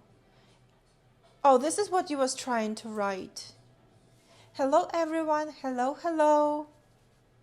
Yeah, I know that there are a lot of like AI tools for that, but still you have to be able to detect and fix. The thing that you're talking is a vibe coding, right? That I can do vibe coding through with the help of with AI tools. Yeah, that's what I'm saying. Basically what I'm doing, I'm trying to learn code. I'm learning it by myself with the help of ChatGPT. So basically I'm doing vibe coding and I'm asking ChatGPT what this is for, what this thing is doing, you know? Like just trying to understand it, but it's still basically the same system as you say. The ChatGPT writes code for me. I'm describing the ChatGPT what I want, and ChatGPT tells me like, oh, you can do this with with the help of this code. I'm using this code. I'm seeing that it's not working. I'm starting to ask what this line is for, what this thing is like doing, what this settings are doing, basically like that. They work extremely specific based on what you're doing. You look very cute. Do I need to send my extraction team to swoop you up and bring you to me? You can ask me this question on my OnlyFans. You can follow me on my OnlyFans. You can type gift in the chat. You will see the link and you can ask me this question on my OF. There is a big sale right now and we can talk about everything that you want.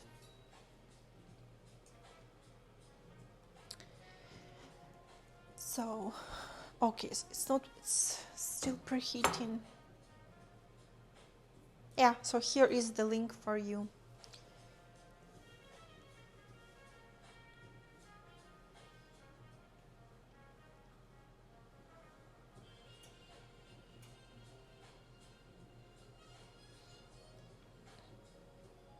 And also, like, it's so very humbling because even when I'm using the help of the ChatGPT, basically, I find myself struggling, don't laugh at me, explaining what I need. So I'm even struggling. Like I know, for example, like, oh, maybe I want like this effect. Because guys, I'm doing the novel for the first time in my life. I never done it before. And I never was writing anything like big like that before. It will be a huge story with multiple characters. And I don't know the right way to write it. I don't know the right way how characters should behave, what they should say, how they should act, and how to make it look good on the screen, because I want to add a little bit animation so characters don't just stay like that, but just like do a little bit of swaying and maybe, you know, blinking. And I want to have scenes where there are multiple characters on the screen. And I'm doing this for the first time. I don't know how to even place them on the screen. So I have the raw idea in my head how I would love to live these events through. Like in my head, like a fantasy, you know? Like, oh, I would love to be in a small cabin in Ukrainian woods, like knowing that something is lurking outside of the cabin and we cannot go outside. So me and my friends, we have to spend 2 days in a row inside of the cabin. And we are like, you know, like I have like this fantasy and I'm trying to like make it work on a screen and in the script.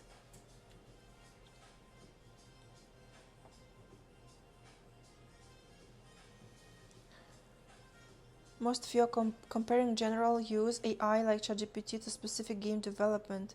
AI programs are extremely different. If this is really like a game changer, and if those programs are very, very specific and have literally one path, like, oh, this tool is made for gaming coding. I'm sure that it's great.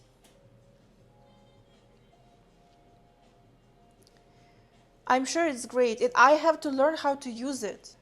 This is a great advice. In year two, you'll understand.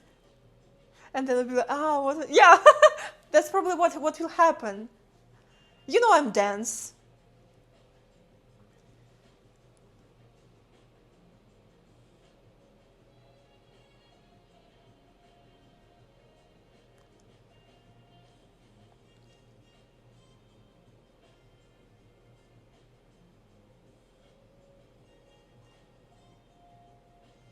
I don't do that, sweetheart. I'm a Christian man. So what a Christian man is doing in my comment section? Like, do you think it's holy to sit here looking at me in this outfit? Do you think that God will pat you on the shoulder for sending me like a pickup lines? I don't mind anything against Christianity. Like, you guys know I'm very curious. I love to study religions. And I myself was in church since like forever. But I mean, come on, like, you're Christian enough to be on a Twitch stream of a very boosty content creator that is standing here in this outfit, but you're very Christian to follow me on my OF. That's hilarious. It's just hilarious.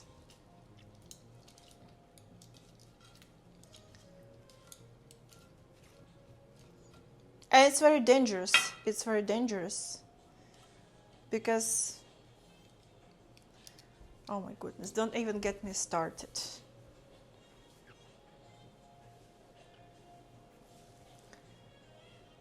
No, it's like, yeah, I want your teeth for free, but I'm Christian. I cannot follow you my OnlyFans. I am like going to church every Sunday. Does your church know that you're watching my live stream?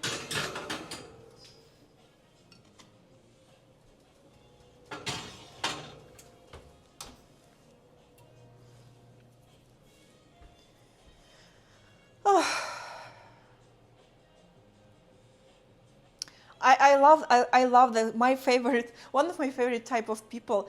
They were very popular before, but I basically don't see them much recently. It's people who come to the comment section of OnlyFans models on Instagram and they write, Jesus Christ has died for your sins. And people are telling, because people have common sense. People say like, what are you doing in this comment section? There is like a video of a girl in a bikini, or like, like Instagram content. Like, what are you doing here? Oh, I'm just spreading the gospel of Jesus. Like, don't lie. We all know what you're doing here. You're not spreading the word of Jesus. You're just here like to, I don't know, this is a circus, guys. Don't be like that. There is nothing bad in being Christian or any other religion. There is nothing bad in enjoying OnlyFans content. But the problem is the hypocrisy, you know?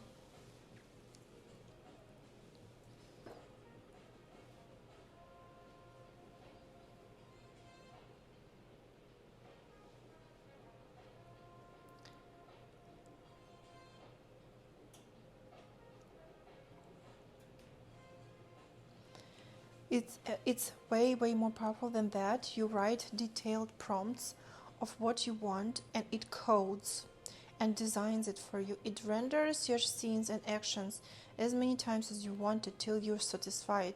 It preserves the integrity of characters' design so the characters don't change how they look and many more. So you don't even need to train Laura for characters like similarity, so the characters don't change.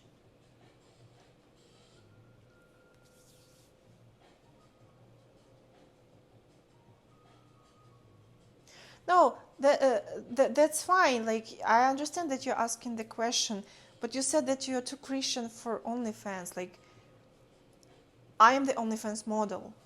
Like, it's also not Christian to be here. If you're very Christian, that's not good for you to be here.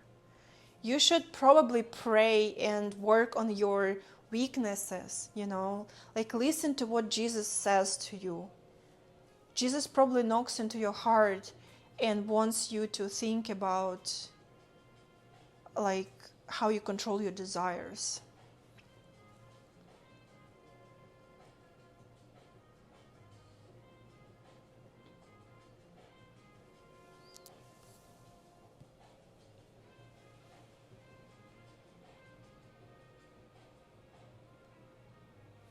Cool.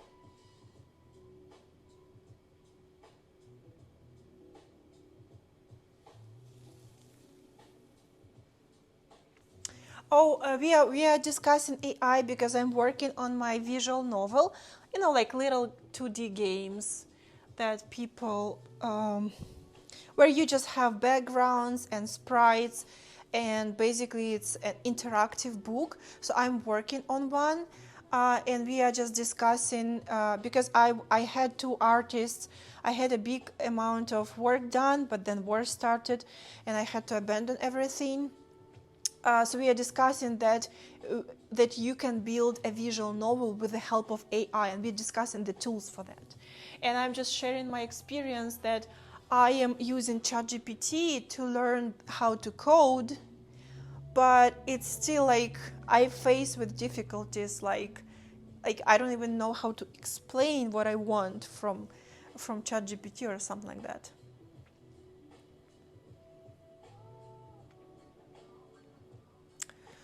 So for now, my plan is to have 3 parts. So the story comes in 3 parts, 3 chapters.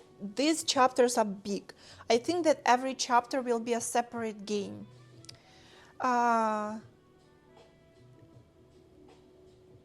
know how the story starts, how the story ends, what approximately happens during every chapter. I know how every chapter starts, I know how every chapter ends, but I am still writing what's in between. And right now I am writing only the first third of a first chapter. And I'm rewriting it all the time. I'm rewriting it because I am just growing, and I'm like, oh no, it's not going to work, or people will not understand it, or it's too complicated, because I really tend to overcomplicate things, because I really end up having too difficult concepts, and it just will be boring for people, because people really love story to be a little bit easier, like in the movies, the story should be understandable. And because I personally love slow burners, I personally love difficult concepts, and I'm writing the story for myself. But I feel if I will write it very, very, very much for myself, it will be just not suitable for people. The middle sections, yeah, I struggle with it so much, because Sometimes I'm writing a scene. So I'm doing some chores around the house, and I come up with this scene, and I feel like, oh my goodness, it's so good for the plot. But the scene is not active. It's just a scene that serves the transition between two active scenes, like, for example, a horror part, and I need something good happening in between. So I come up with the idea, with something routine, something that I can place some jokes on, or flirting with girls, and I write it, and then I'm like, who will be reading about that? Like, who are those people who will be reading about that? That's just so boring. It's not boring for me because I basically will read anything, but I always have a fear that people will be bored, or it will sound stupid, or people will not understand because of the cultural difference. And I always suffer because I'm like, oh my goodness, I wish I could know the formula how to write an interesting story that I will be satisfied, and also that people will understand. You always can test it. I do, I will definitely test it, but if I will write a full story and test it, and people will like, oh my goodness, it sucks so much, I literally didn't understand anything, it was so bad written, nothing connects, I will be like, oh my god, I'm so dumb.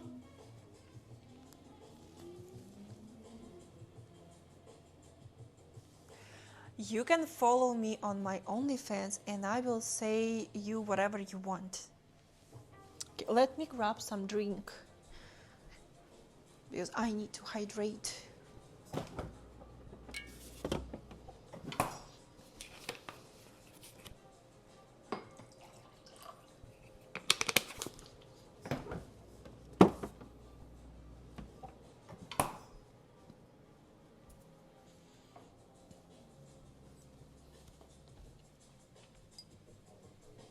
Cheers.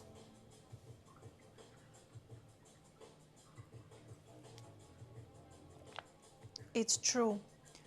It's true.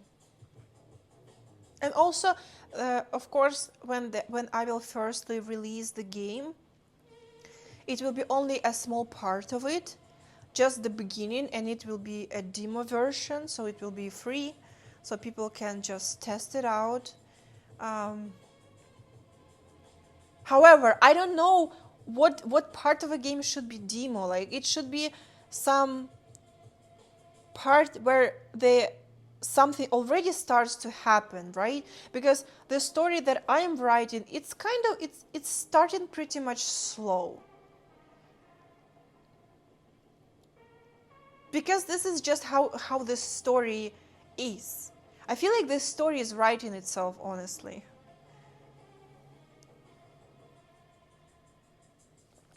No, you talk to me. I don't have an admin. I don't have an agency. I just had an agency recently reaching me out. I have so many agencies reaching me out all the time. And I'm like, fuck you. There won't be a prologue, but I don't know if I can spoil it.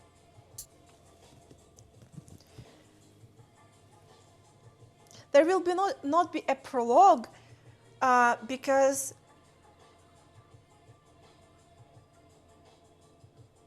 I feel like it will be too difficult for me to write a prologue. Because I feel like for prologue, you have to have some wild scene, and then at the end of the prologue, you go back and you write the things before this scene happens. You know what I mean?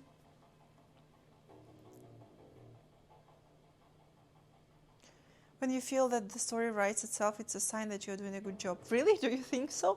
Because it's really how I feel. But I always think that it's too slow. The pacing is too slow. It should be it should be more dynamic, because this is how nowadays modern movies are built, and modern games too. When you play Resident Evil Requiem, it just goes like that so quickly, and you start to be into the action right immediately. But my story, it's not, First of all, it's not a requiem. Let's start from that. And I don't have action. Like, it will be a visual novel. You don't walk in visual novels. There is no action in visual novel. It's just basically, a book. And for games where you can walk and interact with things, you need way less scenario, because the fact that you can move through the game, it's already a part of a story. You just go and you research and you find things and you learn the lore, you connect the dots, like, and you just need to find a key to get to the attic where you find a toy that you need to bring down to put in some, like this type of storytelling. It's still like you learn the story via these things. But in visual novels, it's basically a book. So you have a lot of dialogues and you have choices. You have, like, you can, for example, you talk to a girl and there is some shit happening in the location, and you have 2 or 3 or 4 options how to answer that girl. Some options will lead to different reaction.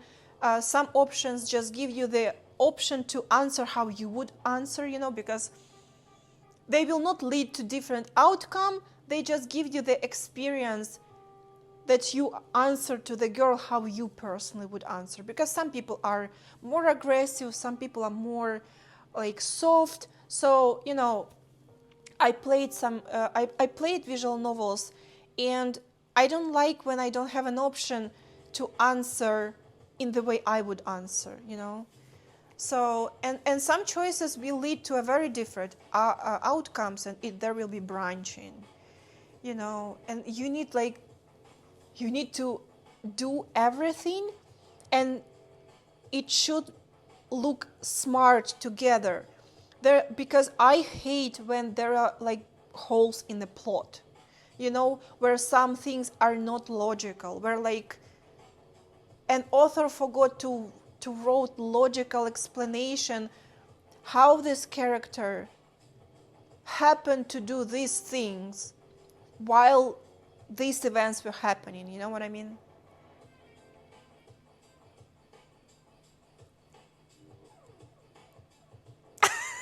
What the hell? Oh my god. This is so funny about Resident Evil Requiem. Yeah.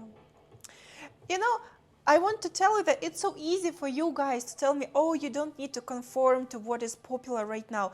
But there are things that people just want to see. And the pacing should be really fast. I'm a very old school girl, like I still live there. I'm a millennial, and I really have more tolerance to how things were before. I'm okay with slower pacing. I already told you guys that I love slow burners, and my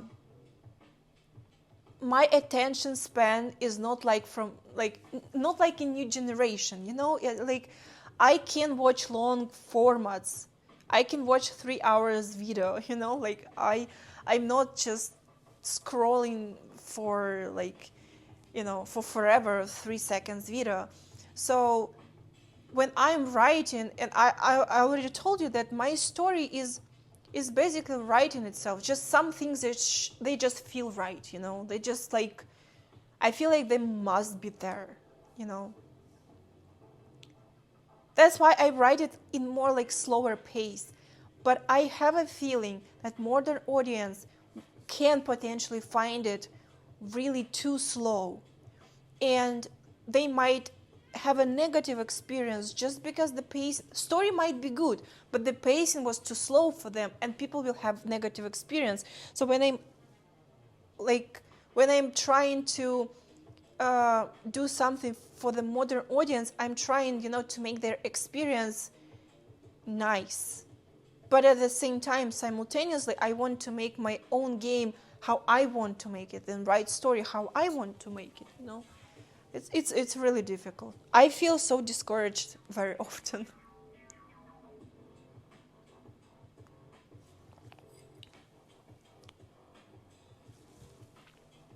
I still don't have it in the Steam wishlist. This is the thing.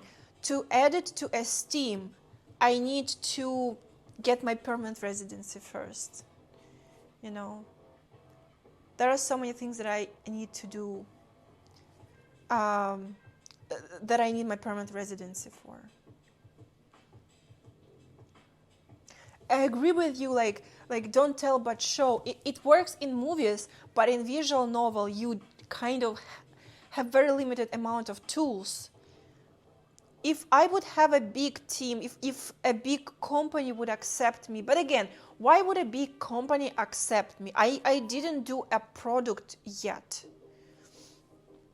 If I would make a visual novel that would be successful and I would show like, look, I made this visual novel, but I have other ideas. Let's work together, and maybe with the help of a big gaming company, I could be able to make indie games where you actually can walk, like 3D games. That would be so cool. But I know that some people, there are a lot of solo developers, and sometimes they make an incredibly great games. But again, they have like learned for so many years and they practice for so many years.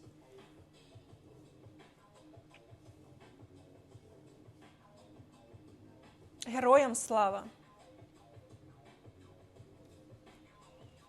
No, I'm just waiting. Moreover, after I will receive an approval, I'll still will have to wait for about 2 years to get the actual like residency. This is crazy.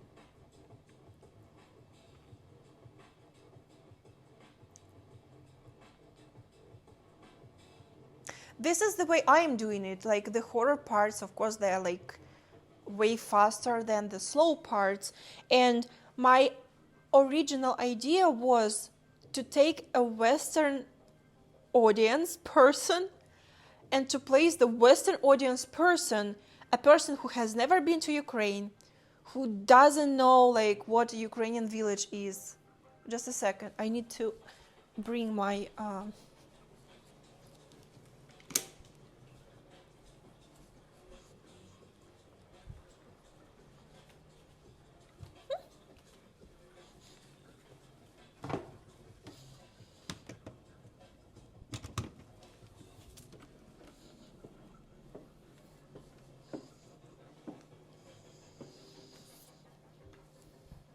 okay, done.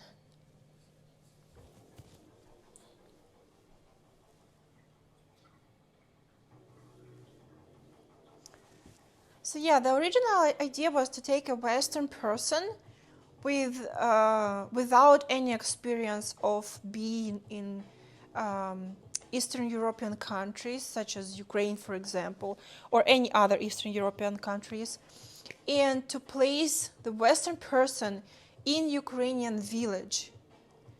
Not the village from The Witcher, but the real village, modern village, which look very strange for a Western person.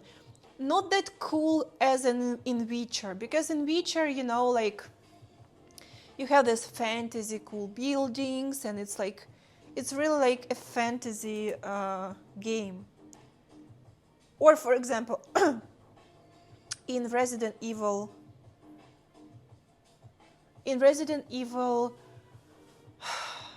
about the Lady Dimitrescu, which one is that? Village, Resident Evil Village. Everything that you see there is more like, it's very accurate, by the way, just a little bit different because it's Romania, if I'm not mistaken. Romania or something around that. So there are a lot of mountains. I had a plan to take you guys to northern Ukraine. We don't have mountains there, we just have forests. But the inside of houses is very similar.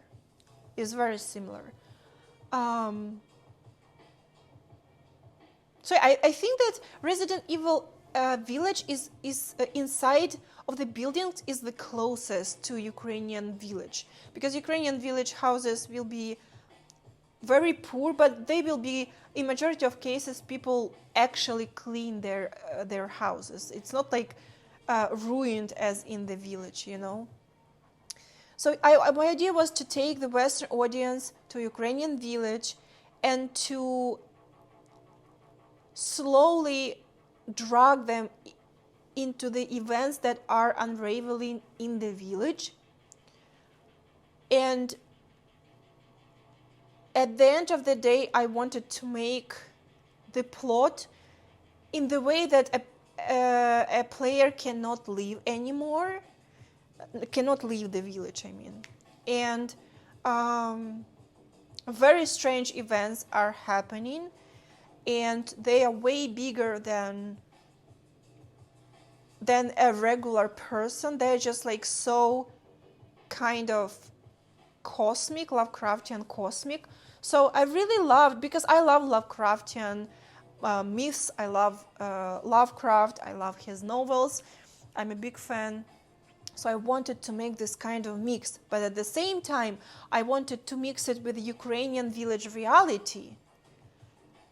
Not romanticized reality, but a real reality. And also I wanted to blend it a little bit with Orthodox Christianity, if this makes sense. This is a wild mix, you know? It's very difficult to mix it right, so it doesn't look strange. Yeah, thank you guys.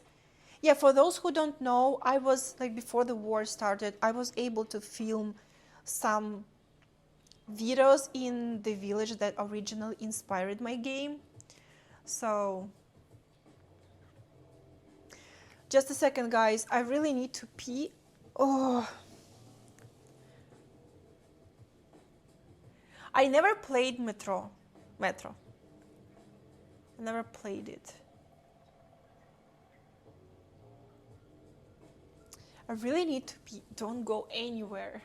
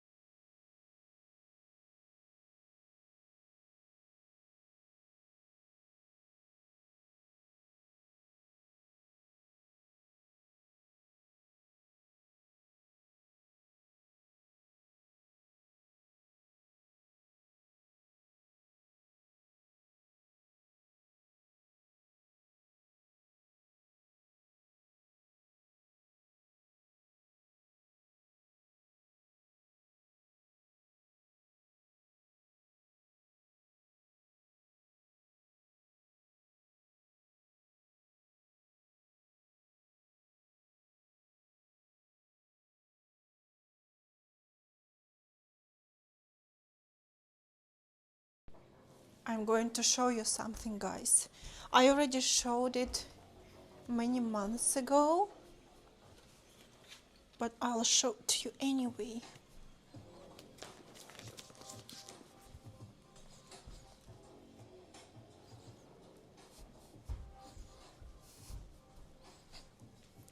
This is how I'm working on my novel. Like you might think there are a lot of notebooks, but I just love notebooks. And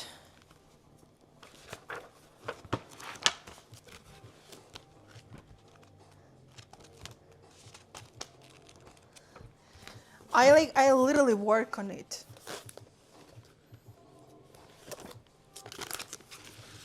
Oh, I just love colored pens.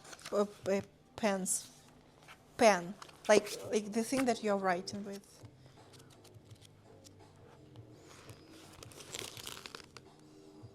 Like, you know, like some dialogues, something like that. Oh. So it's just the cute colored pens that I like. So, oh, it's very slow, guys. It's very slow. It's very slow. I need to replant the rig. I'm thinking about replanting it the next live stream. It needs to be replanted. Actually, Lopi, you are not wrong, because I'm thinking that at the end, after I will release it as a visual novel, I potentially can make it a book, because it will be already almost a book. Because the raw draft that I have, it has like it basically looks as a book with words of author in a third person. I don't know if I will make it a first person. Majority of visual novels are first person, but I'm writing in a third person because it's just easier for me to write it in a third person. I don't know, like might sound very stupid, but anyway. I do love deep lore. Oh my god, yes. Yeah, so exactly because I have deep lore, I have to develop so many details that I need to place in a first part so it makes sense in a prequel, for example, you know? And I already know what prequel will be about. I already have an idea for it, and I already have it. Where is that? Oh my god, I don't remember. I think it's here.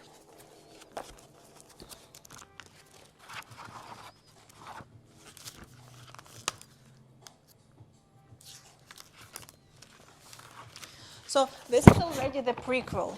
This is already the prequel that I'm working with some, you know, sketches, with some plans,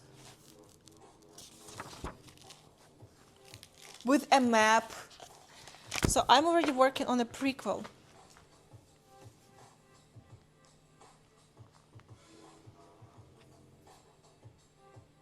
I'm telling you. But again, guys, I promise you, when I will finish it, it will be really great. It may suck because it's my first work, but it will be large. It will be a large project. You will have a little bit of fan service there, but it's not very fan service focused. I wanted to make it a fan service first. I was thinking to make it like, you know, a classic visual novel when you have a lot of girls, and basically the game is about choosing a girl. But then I just realized that the story of a game, the story behind the relations with girls, is so interesting for me personally that I decided that just make it a harem type of visual novel is just not the right way, because it will be, first of all, it will be too much, and majority of players will be just overwhelmed with information, and that's not right way to write anything. And I just knew that there is so much potential in the story that I decided that I will leave a little bit of fan service, but it will not be fan service focused.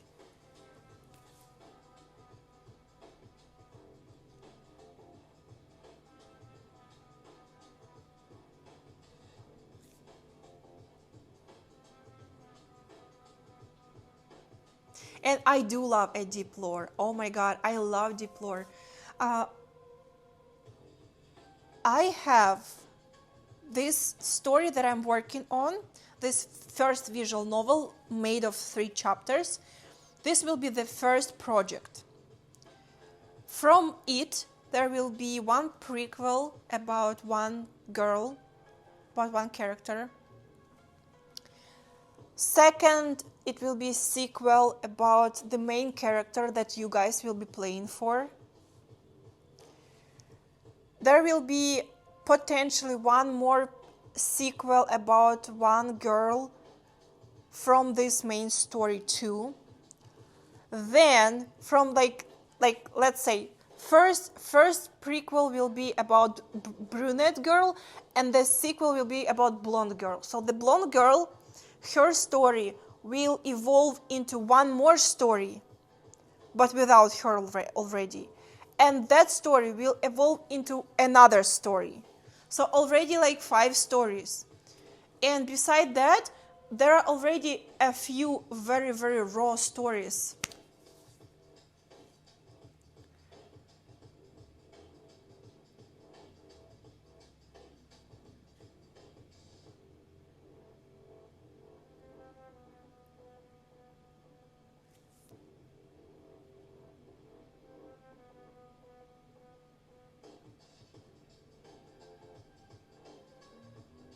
Yeah, that's the plan, to have a few teasers. There might be like, intimacy in the game, because that's just how people live. That's just a reality. People sometimes have intimacy, but it will not be the main focus. There will be a lot of horror elements. It will be a lot. And there will be 3 types of horror. Every type will be, like, every chapter will be different, but every chapter will have the evolving. So like the first chapter type of horror evolves into the second type of horror in the second chapter, and in the third chapter you have the third type of horror, and they all are interconnected, but they're different. Oh, by the way, you remember the food. I have to check my carrots. Oh, nice. Love it. Yes. Good. Where are my... Oh, here they are.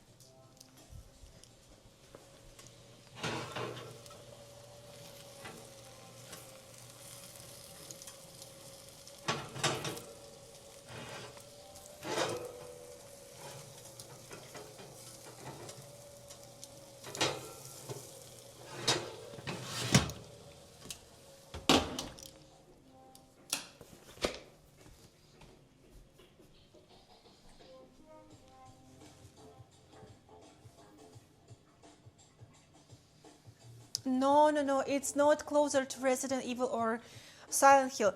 Resident Evil and Silent Hill are top tier horror games, but they are action horror games. You can kill monsters there. There are a lot of monsters. You cannot do that in visual novel, at least like in maybe in some very advanced visual novels that I never played in, but guys, can you imagine how difficult it is to create a game like Silent Hill? It's incredibly difficult.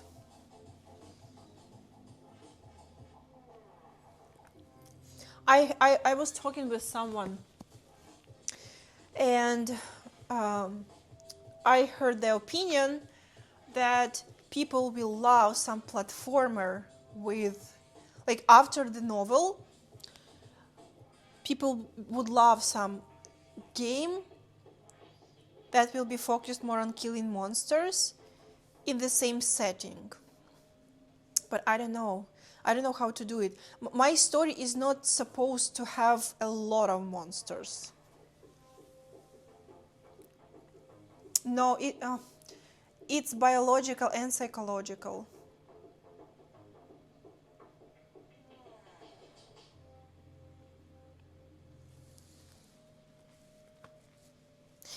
In some parts, it will be very visceral. It will be like,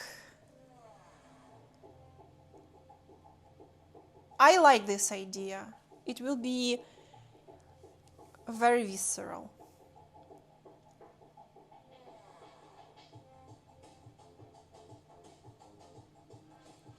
Yeah. And again, as I told you, there will be 3 chapters. Every chapter, okay, it will not be I can give you a little hint. It will not be a big spoiler because it won't change anything basically, but every chapter is a month, like 1 month, 2nd month, and 3rd month. So every type of horror has basically approximately 1 month from start to finish to unravel and to slowly transfer into the 2nd type of horror and then into the 3rd type of horror. So that's why 3 parts. And that, I think it's so cool. This idea was just building itself. It just felt so natural to me.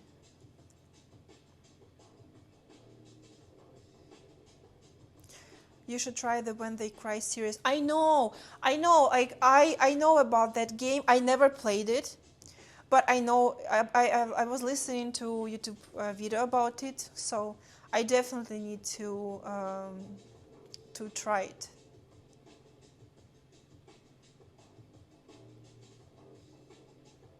I don't know when it will be released. Honestly, I would love it to be released tomorrow, guys. That's in ideal world. It was released 2 years ago. No, I never played Slay the Princess.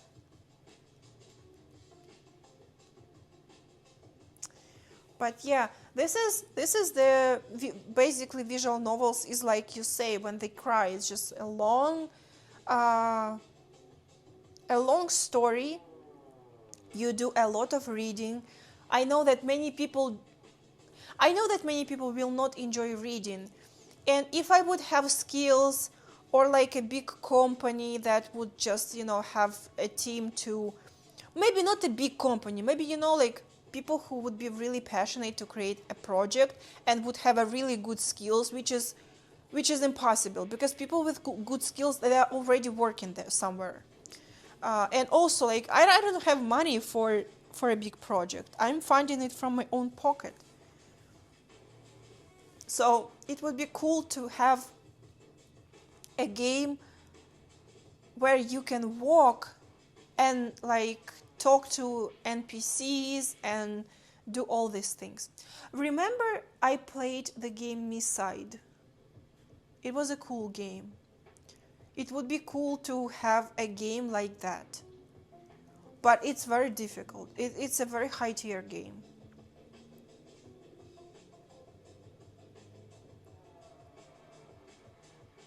Yeah, so in the Misside, it's basically a visual novel, but very advanced, where you can actually move in the game and interact with objects, and it's just such a smart game design. Like, no wonder that it was so popular.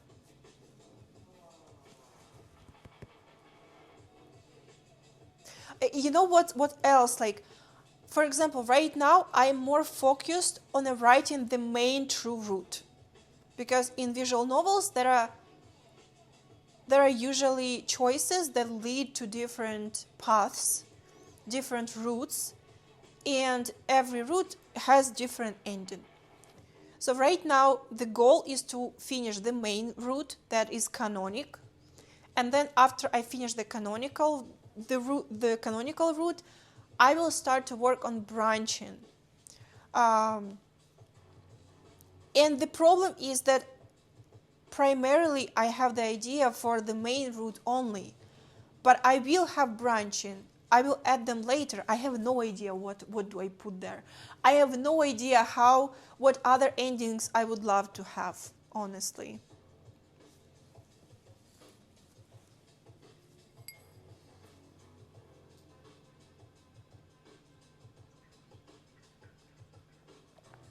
Yeah.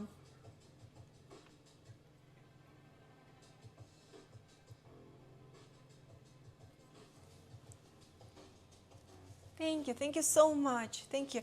We will talk soon. Have a good rest. Have sweet dreams. Thank you so much for supporting my live stream. Thank you so much for coming to my live stream. I really appreciate it. Thank you. The branched story will come about naturally while working on the main one. This is what I'm hoping for. I think that it will happen like that. I will finish the main route, and I will be sitting already. Okay, so since I'm also a player, I'm my main fan of my own game. What else would be willing to see? Like, what questions will I have? Like, would I want to know what would happen if the character A would choose different action to a character B? If yes, I am writing a route about that.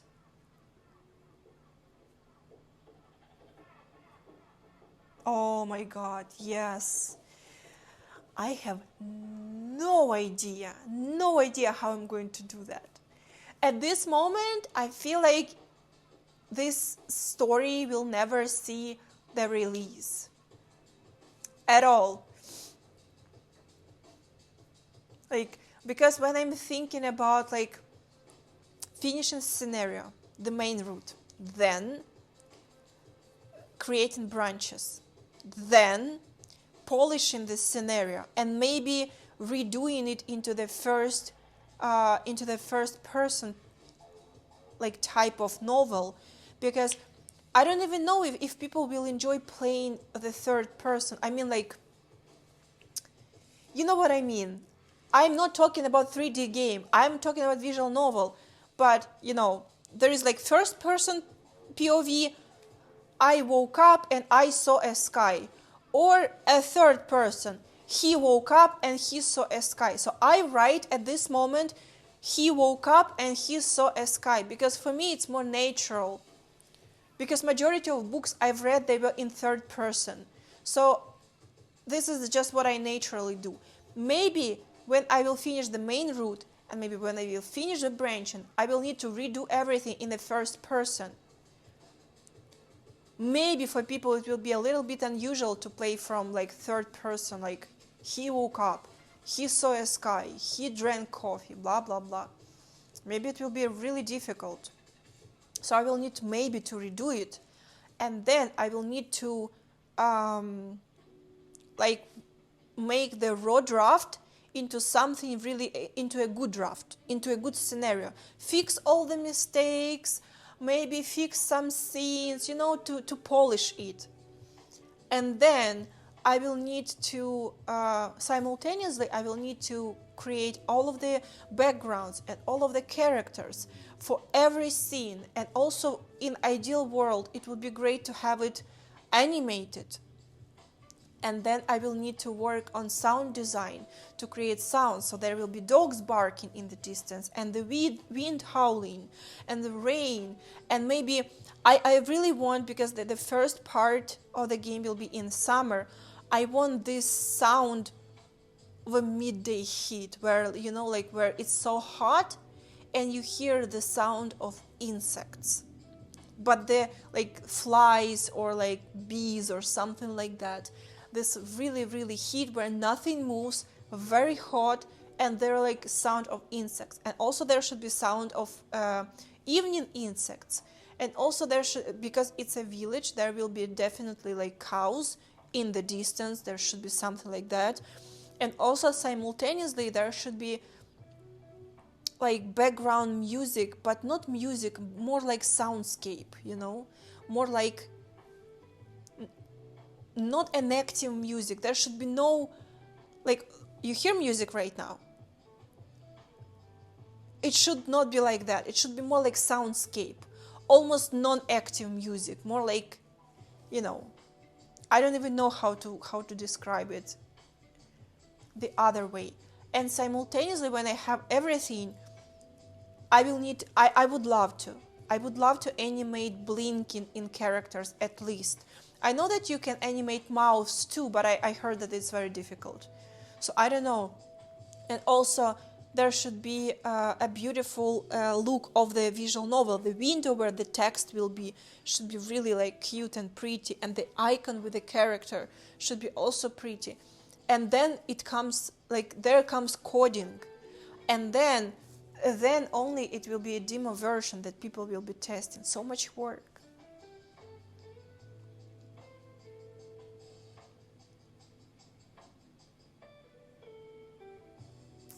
Yeah.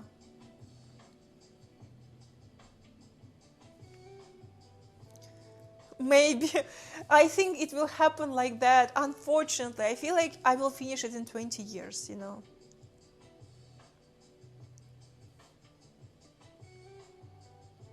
Yes, this is what all visual novel, not all, I don't know about all, but majority of visual novels are most like first person.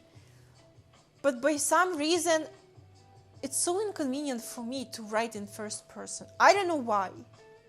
I know why, because I really like to write a lot of text that describes something, but not like description of the tree, but more like description of a feeling of a certain situation, So it's very difficult to think about it in the first person.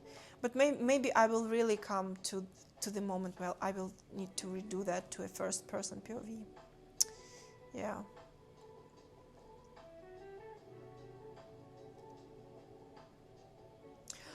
I played one visual novel in the third person, and also I played a visual novel. I don't even know how to do that. Like, technically, I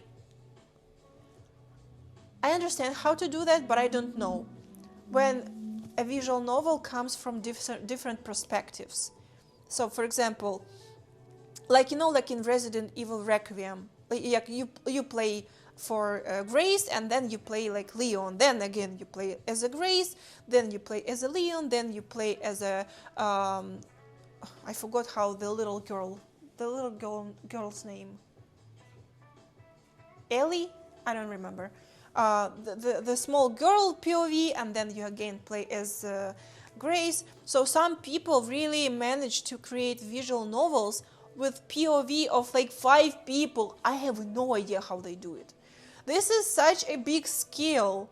Like, I am already, like, just in the beginning of my own game, I already forget what I wrote in the beginning.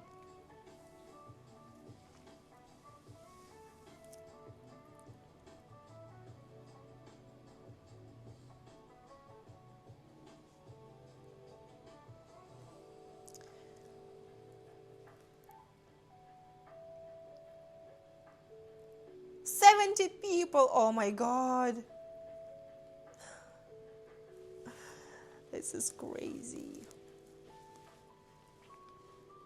Yeah, it sounds like this is just writing different stories for each other character, but they should be interconnected. I played a visual novel that had POV from 5 people, but those people, they were all in the same place, and they had connections with each other, and every POV was really blended with, like, it everything looked logical, like, I don't know how they did it. I don't know.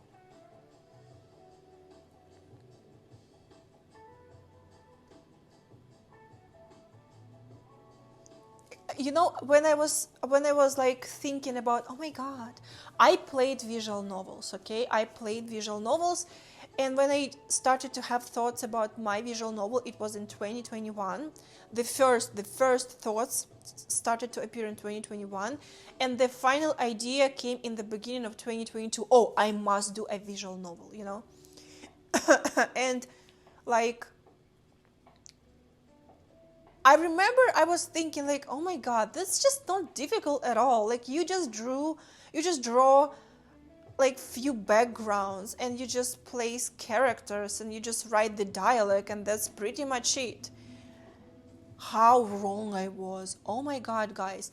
Basically, if I will simplify everything and just will say no to animation, if I will do everything very simple, just background, nothing moves, characters, nothing moves, they just don't open eyes at all, like they don't blink, they don't have an idle, they don't, like, they're not animated at all, like just a sprite that like comes like this, talks, and goes back. Maybe it will be pretty much way simpler than I imagine, that I have plans for. But and maybe like create a few soundscapes, just 3 or 4, horror one, like good one where nothing happens, romantic one, and maybe I don't know which one. And that's basically it. No barking dogs, no cows in the distance, no insects, no changing environments when it comes to sound design, like nothing. Maybe then it will be really not that difficult. But to create it like on a more or less decent level, I feel like I would love to have it on a decent level, you know? If I do something, I like to do it good. And I like to create problems for myself.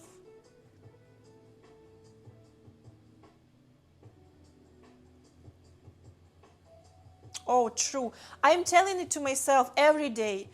Not every day. Every time when I sit and like with the purpose to write a little bit of scenario, I tell myself, stop overdoing, stop overthinking, stop over complicating, and simplify as much as possible, and make something playable as soon as possible, because this sounds so logical, and for me it's so difficult.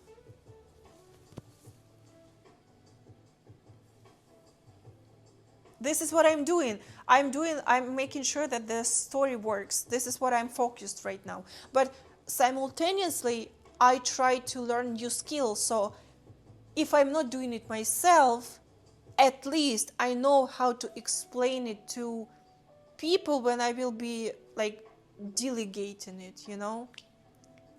Like with coding or like with animation. I want to try to learn basics by myself, so I approximately know how it works, and then at least I can explain someone, and not just, oh, like make it move. No, this is not how you explain it to an artist, for example. Yeah.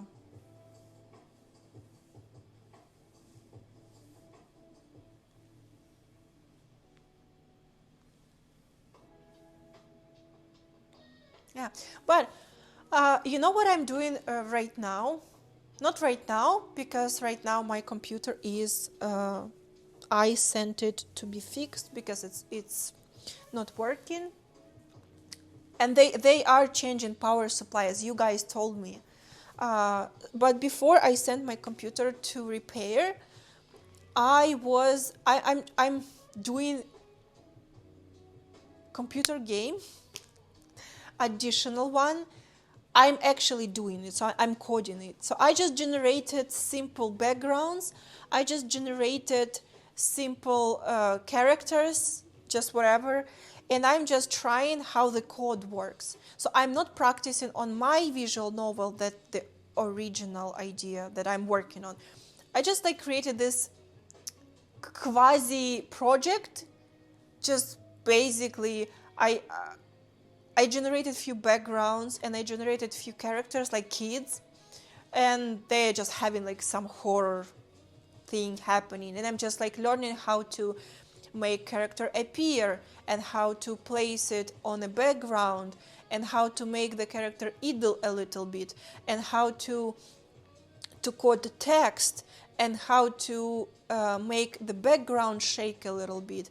And also I was learning how to make a parallax effect, and I did it.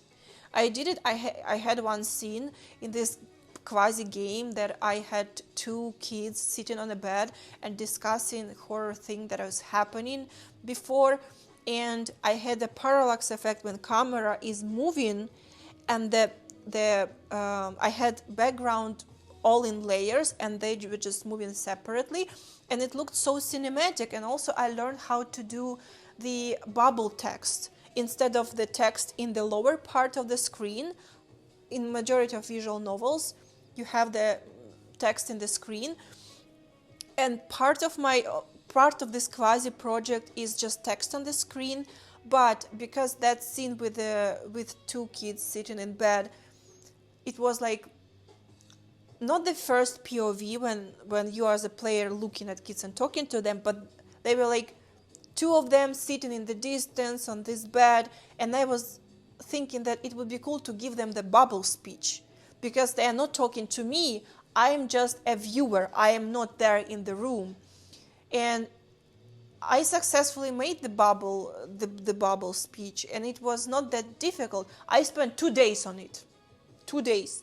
But I did it, and it looked great. So now I know how to make this parallax effect for my visual novel. And I know how to ask artists to create layers. So it's like a skill, you know.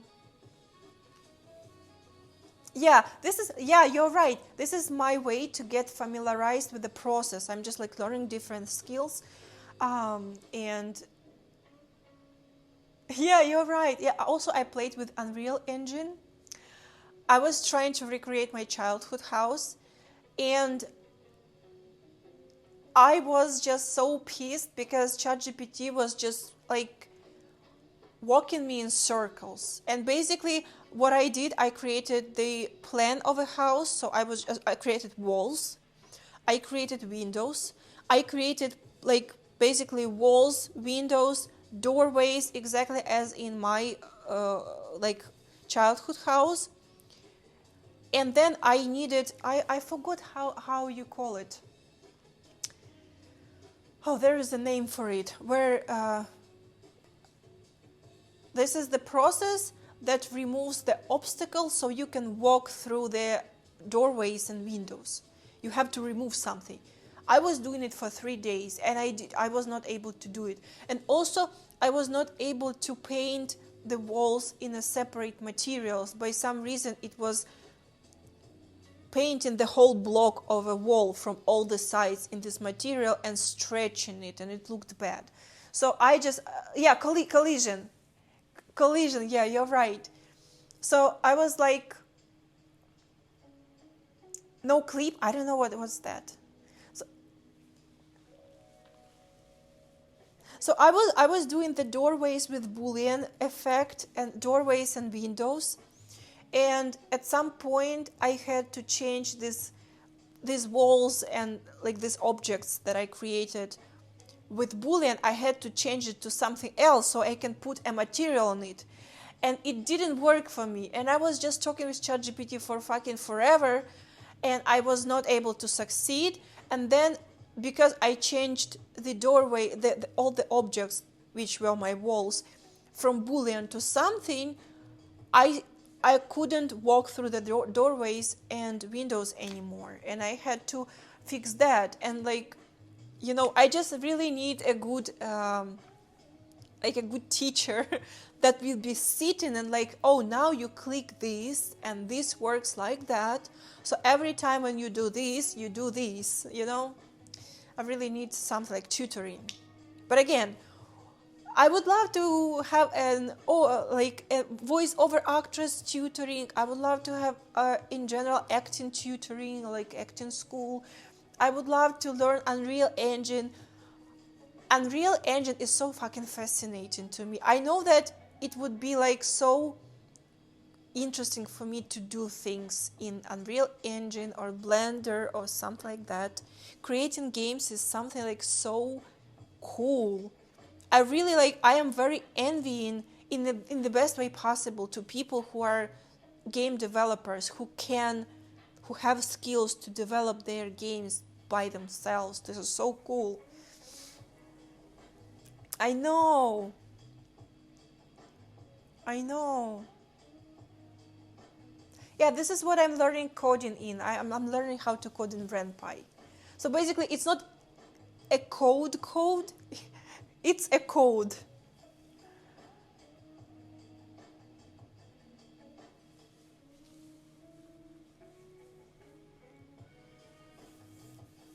I love it. I love it. I would really love to use something like that. If it helps me to learn quicker and to try to make the project quicker in general, why not?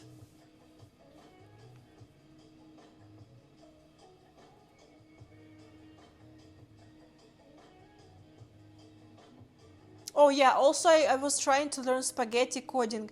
I was like, I was trying to learn this Comfy UI platform, and I was trying to learn how to generate pictures, at least like for training. And like Comfy UI was so difficult for me. Actually basically was trying to do it so I can train Laura on the characters, but I feel like Comfy UI was the most difficult for me.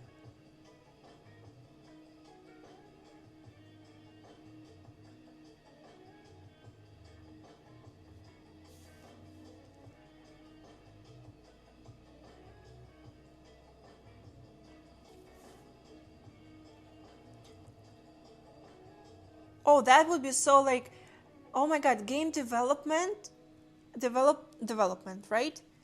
It sounds like it's so difficult, but it's so rewarding. Like being able to create a small world with a story, not just a book. Like writing books is amazing. I would love, like I was writing little small stories, small horror stories when I was a kid. But writing a book is amazing, but creating a game, if I would be rich, you guys, I already told you this. If I would be a rich, like incredibly rich, I would really do, I would develop games. I would develop horror games.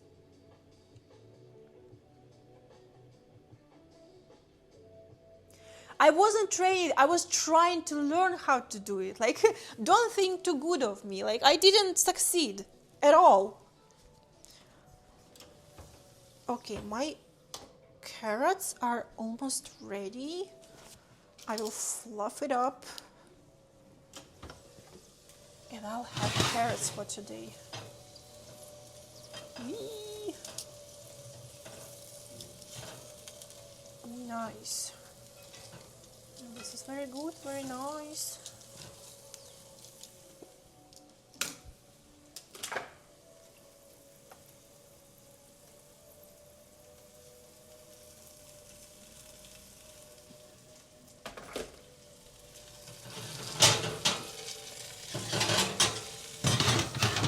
Okay, like that. Good.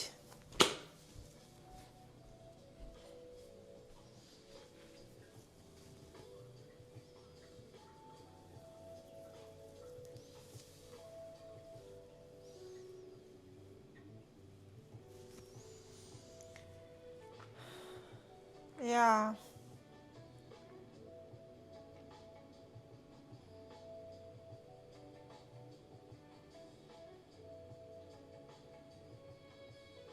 Why would you do that? Why would you train a lore on me? To scam people?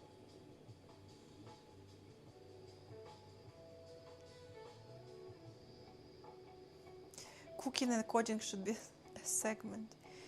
Oh my god, guys, there are so many things that I would love to do, and you know, it would be cool, you know, like I have my experience, you know, in the like of life in Ukraine, and I have a really big passion for horror, and I could really gift you a lot of stories and create for you a lot of stories so you enjoy not only like the visual part, you know, that we all are enjoying. But also like spend some time, you know, playing horror games that I developed. That would be so cool.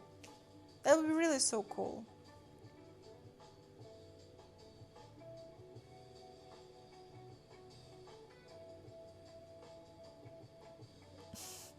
Yeah, I think that you guys are right. But this is what I'm talking about. This is kind of scammy, you know. You cannot use my appearance without my permission, and no one has my permission. No one has a permission to use my appearance. That's not the right thing to do. Don't do that. Create a separate character with a different face and different body, and train Laura on that. Don't train Laura on me. That's illegal. Anybody who is doing it, it's not right thing, guys. Stop, please. You're better than this.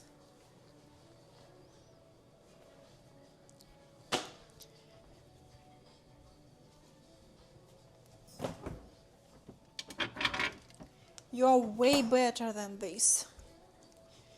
And I'm sure that you can create a lot of nice stuff without training Laura on me. I want to clean these candies and see how it works. Nice. Look. Now I have a lot of chocolate candies.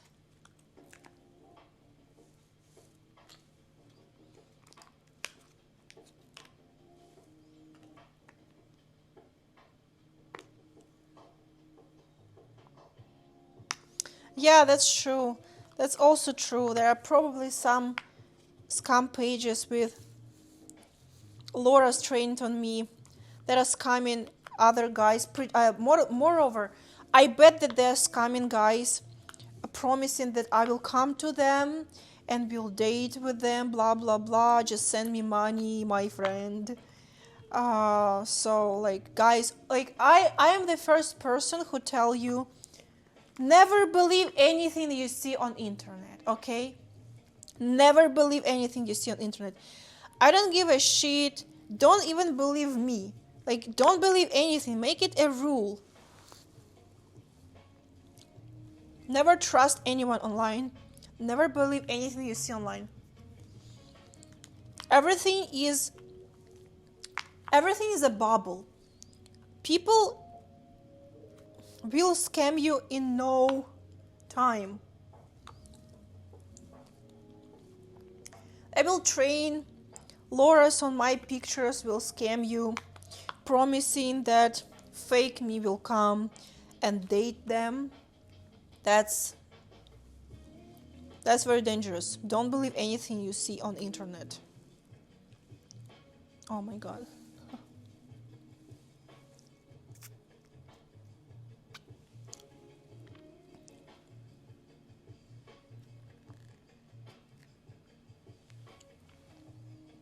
That's true. I agree with you. I agree with you on 100%.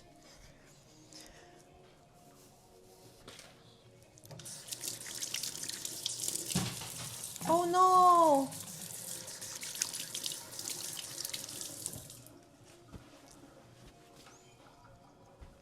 But again, guys,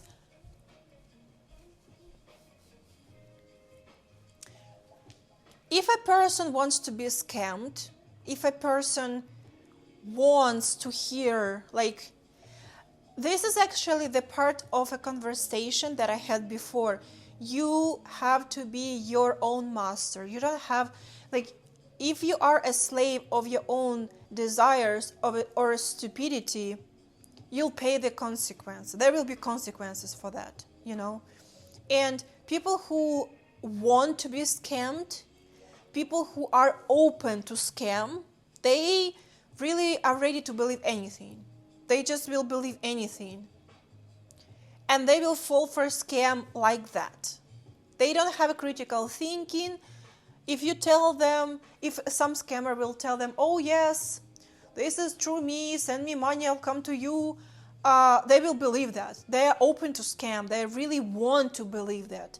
So for scammer, it's a very easy thing. You just tell a person what the person wants to hear. But you don't believe anything. Don't believe anyone and anything, not even me. You have your own brains. And oh my fucking God, I pray to all of the gods, to elder gods, that you have critical thinking. And don't believe anything you see on internet. Just don't. Just don't. There is so much scam online.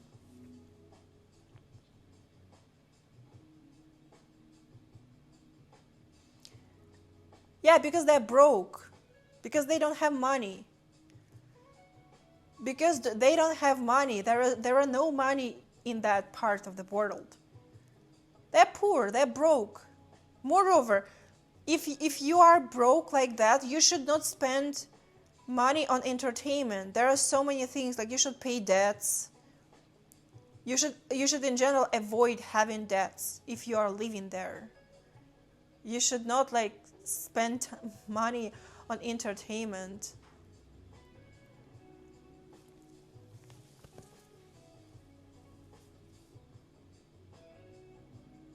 And I don't care.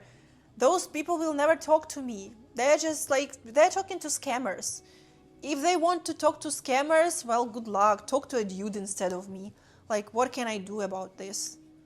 You like penises more, you talk to a dude. With a picture of me, remember in Deadpool when he takes off the mask, there is a picture of a Wolverine. So that's basically what's happening. Who am I? Who am I to judge people? They like penises, what can I say?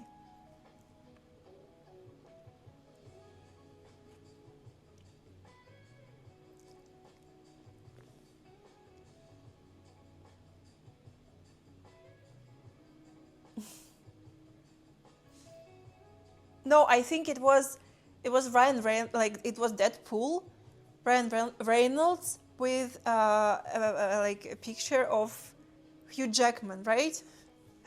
Yeah, so that's basically how it is, guys. And that's so many. Moreover, there are a lot of Instagram farms. There are a lot of Instagram farms and OnlyFans farms. People are farming. There are agencies that farm. There are so many. Majority of Instagram pages right now is a part of a farm. So you definitely do not talk with a girl. Definitely do not talk with a girl.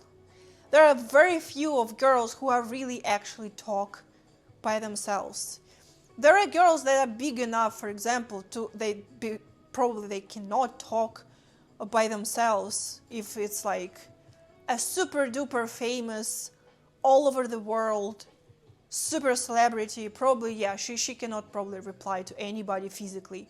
Maybe they have some admins or something.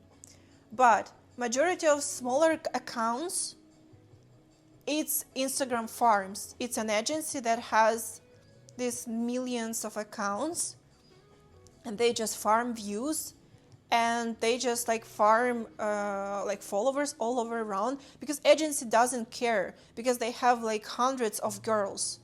And for a single creator, it's bad, because girls come to this field without any knowledge, without any preparation. They have no skills, and they give their accounts to agencies, and they pay agencies 50% of the income. That's crazy. That's why I don't like agencies. Who the fuck are you to take 50% of my income? I am the creator. I want my money. I'm working for it. Who you are to take 50% of my income? That's crazy. So, yeah, the Instagram farms, basically, majority of OnlyFans accounts and Instagram accounts is just a part of Instagram OnlyFans farms. That's it. And there are chatters that are talking to you, and they have shifts, because I hope you guys understand that a creator cannot be online 24/7. And the majority of these girls, they are online 24/7. So, and they probably are making excuses. Oh, I just woke up at 3 a.m., and answered you. Like, no, that's just like, they're chatters that work in shifts. There is no human being that can work 24/7 every day. Like, if I would have management that would keep my account 24/7, I would earn so much more money.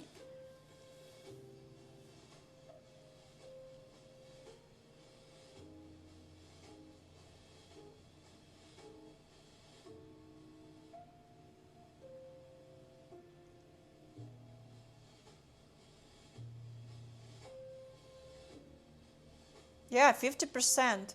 50%, I don't think that it's a common thing, but many, many years ago when I was living in Ukraine, I knew a girl who knew a girl that unfortunately, I don't know how she did it, but she felt for an agency that was taking 70% of her income. And that was a disaster. You know why? Because in Ukraine, you cannot write off your business expenses. You pay tax on the whole flow of the income that flows through you. They don't let you to write off business expenses. So she wasn't able to write 70% of payment to an agency to as a business expense. She had to pay from her 30%, she had to pay amount on 100%. 70%. It was many years ago, and it was only one girl. I don't even remember her name. I remember that she was blonde or something like that. And I was thinking, this is crazy. Imagine the audacity of an agency to take an advantage of a girl and take 70% of her income. This is a slavery. This is slavery. There is no way you will drag me into the thing like that. Картошечка, тютечок ходить. Ой, потягуськи. Хто це, Морті? Ой, ля, який хвостик гарний. That's crazy, guys. So, and moreover, imagine that girl, she's basically a slave. She has to work. She receives only 30% of her income, while it's her who is filming content and, doing everything. And I remember that when she was leaving, they were threatening her, and they were threatening that they will do something to her. I don't even know what was the end of that story, because that was not my acquaintance, that was an acquaintance of my acquaintance. But that's crazy.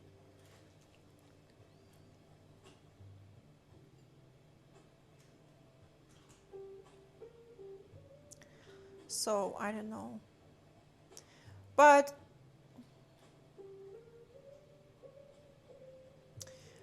yeah, if the account is very big, like a celebrity type of level, there is no way that a person can answer that many messages and be available to talk. There must be some team who is helping to manage everything.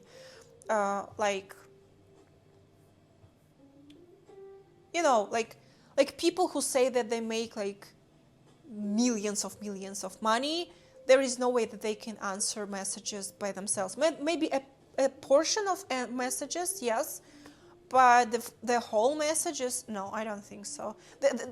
It's not I don't think so, it's just not possible. It's just physically not possible. Because if you make millions of millions, there should be enormous amount of messages that you receive. And if you receive an enormous amount of messages, then you cannot answer them by yourself. Otherwise, you are not making millions, and then less people are writing to you, so that then you can manage it by yourself. But not it's just not working like that. Yeah, true. It's true, it's losing money. Yeah, that's crazy. I hate that so much. I hate that so much.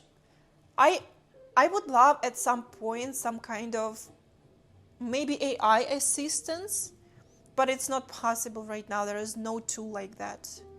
At least I don't know about such tool. But I would love some things to be handled by AI. For example, like sending content, specific content, because sometimes I cannot go through all the messages. Like sometimes I really reply to like I get a certain amount of messages every day, and by the very end of the day I reply to the people who, like, for example, like wrote a very long time ago and they didn't tip, for example, and they are probably not my core audience, maybe some new people. But there are so many people between this person and, like, there's like my core audience and people who tipped, people who requested something, people who like bought something. So I reply firstly to people who spent money or to my core audience, and then only after that in the end of the evening I reply to the rest of the people, because I just cannot, I just have two hands. I just cannot reply everyone simultaneously. So it would be nice to have some AI assistance at some point. But again, maybe people will not like that because people like direct communication.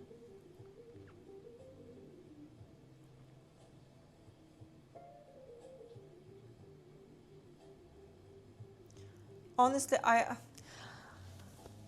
all these numbers that you say, that you find online, you guys have to understand that it's fake it until you make it.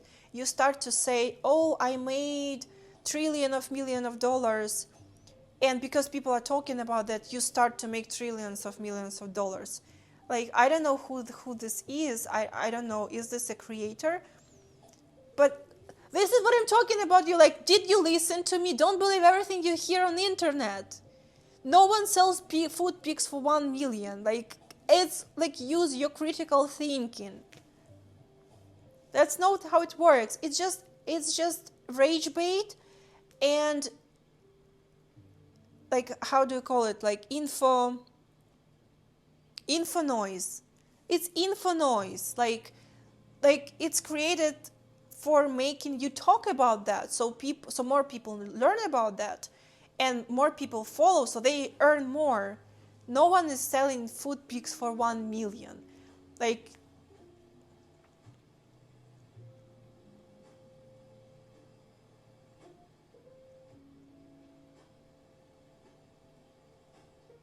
no, I believe you. I know that he's isn't a nobody.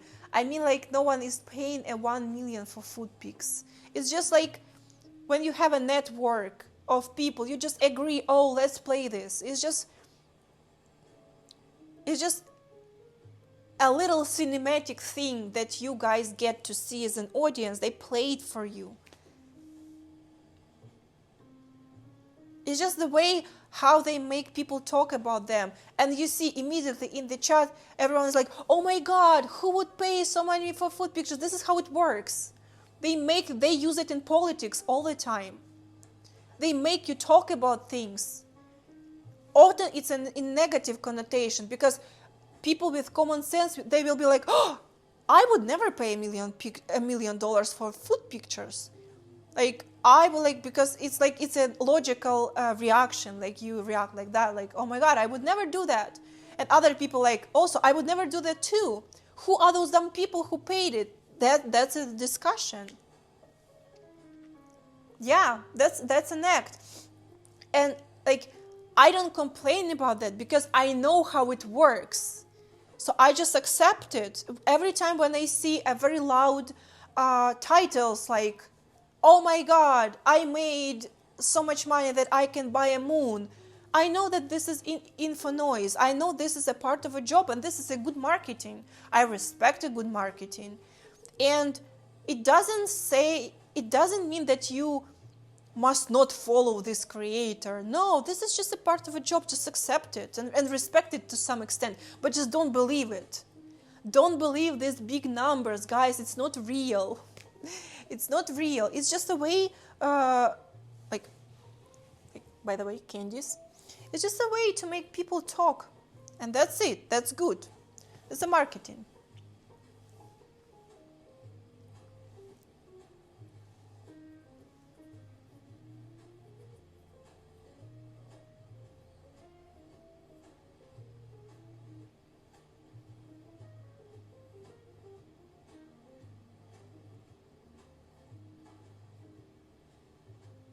Yeah, it's true. Farts in a jar, it's a thing, but it's over exaggerated how many people are buying it. And the same as, there are creators who will sell in bath water.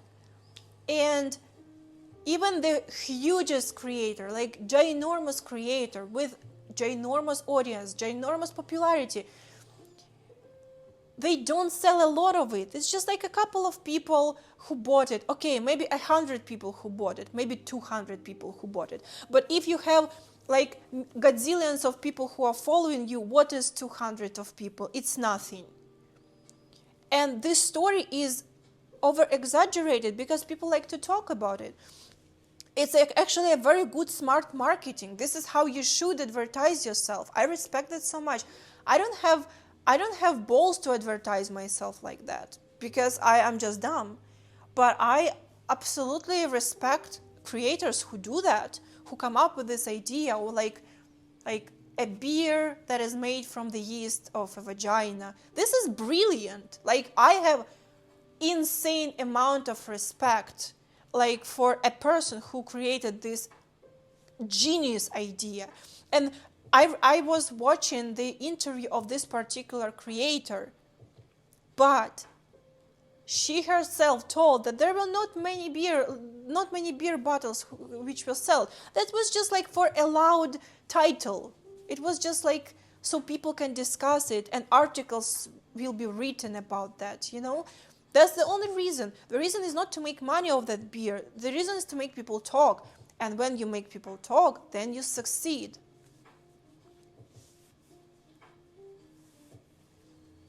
Then you succeed. This is how you market it. And this is very smart. And I personally can respect that. And I don't believe in it. Like, I know how it works.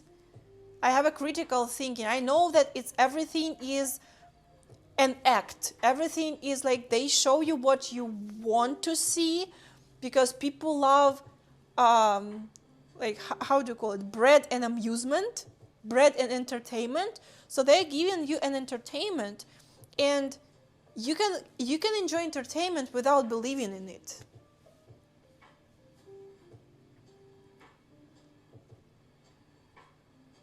Yeah, you're right. But like, and they can make stories really, really loud, but the actual action or event can be very small. It's just about how loud you can make it. I wish I could have that skill, but I don't. I just have a deep respect for that, because you really have to be brave to be able to put a story about yourself that is literally half fake, and to make it work so well that people argue, people call you names, the other part of people come to defend you, and there is a big discussion, and discussion make your income grow. And this is like, you fake it until you make it. You start to say that you make gazillion of dollars, people start to discuss it, and you actually start to make gazillion of dollars because everyone knows about you, because everyone is discussing. That skill is borderline sociopathic. But they do it in politics all the time. But in politics, they do it with a little bit different. They start to talk about something not very big, but they start to like make it look big and very loud, while very important things that are happening, no one talks about them. So people are distracted from important things to things that actually don't matter. They're just like there to entertain people, to keep them busy, to keep their attention somewhere there, while important things are happening in the shadows, in the quiet. You know what I mean? So they do it in politics all the time.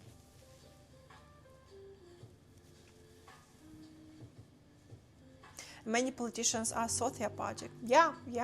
Well, people are choosing them, so it's basically people are choosing sociopaths, because sociopaths, they will lie to you, they will create stories, and people are believing it. The same as with scammers.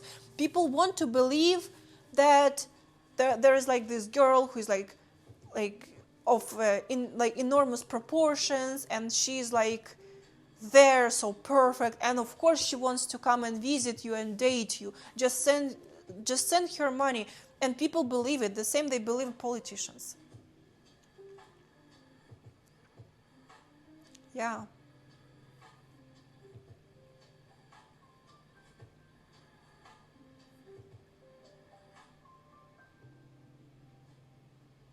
It's actually scary. You know, guys, like I myself, I know how it works in creators field. I know that it's all like just made up stories that start to work because people start to discuss them.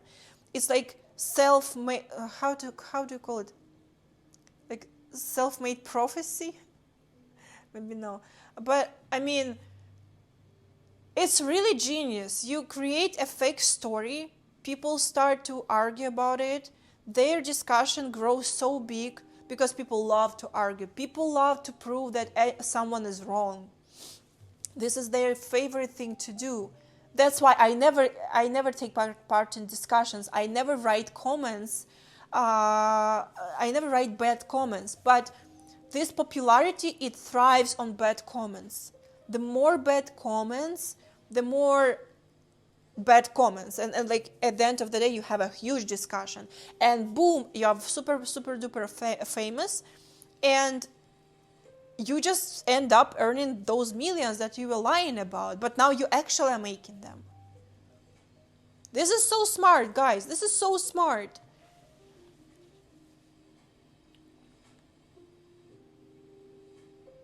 Sorry, I'm yapping too much.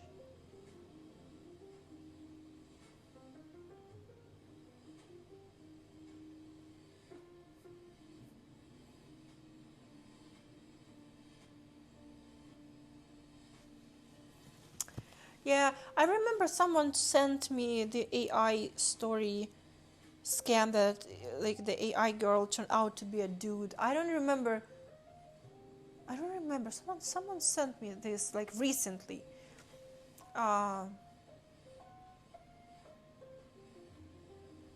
Thank you so much. Okay, guys, I think it's time for me to end the live stream. I cooked these delicious candies. Look how many of them I have. They look so good. They look like from the store, actually. Especially these that look like diamonds. Like these ones. Oh, don't mind. This is...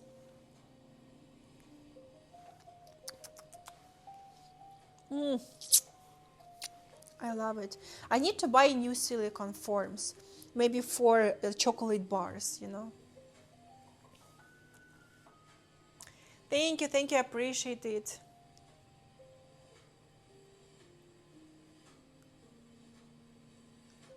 No, that's fine. They're actually very good to make.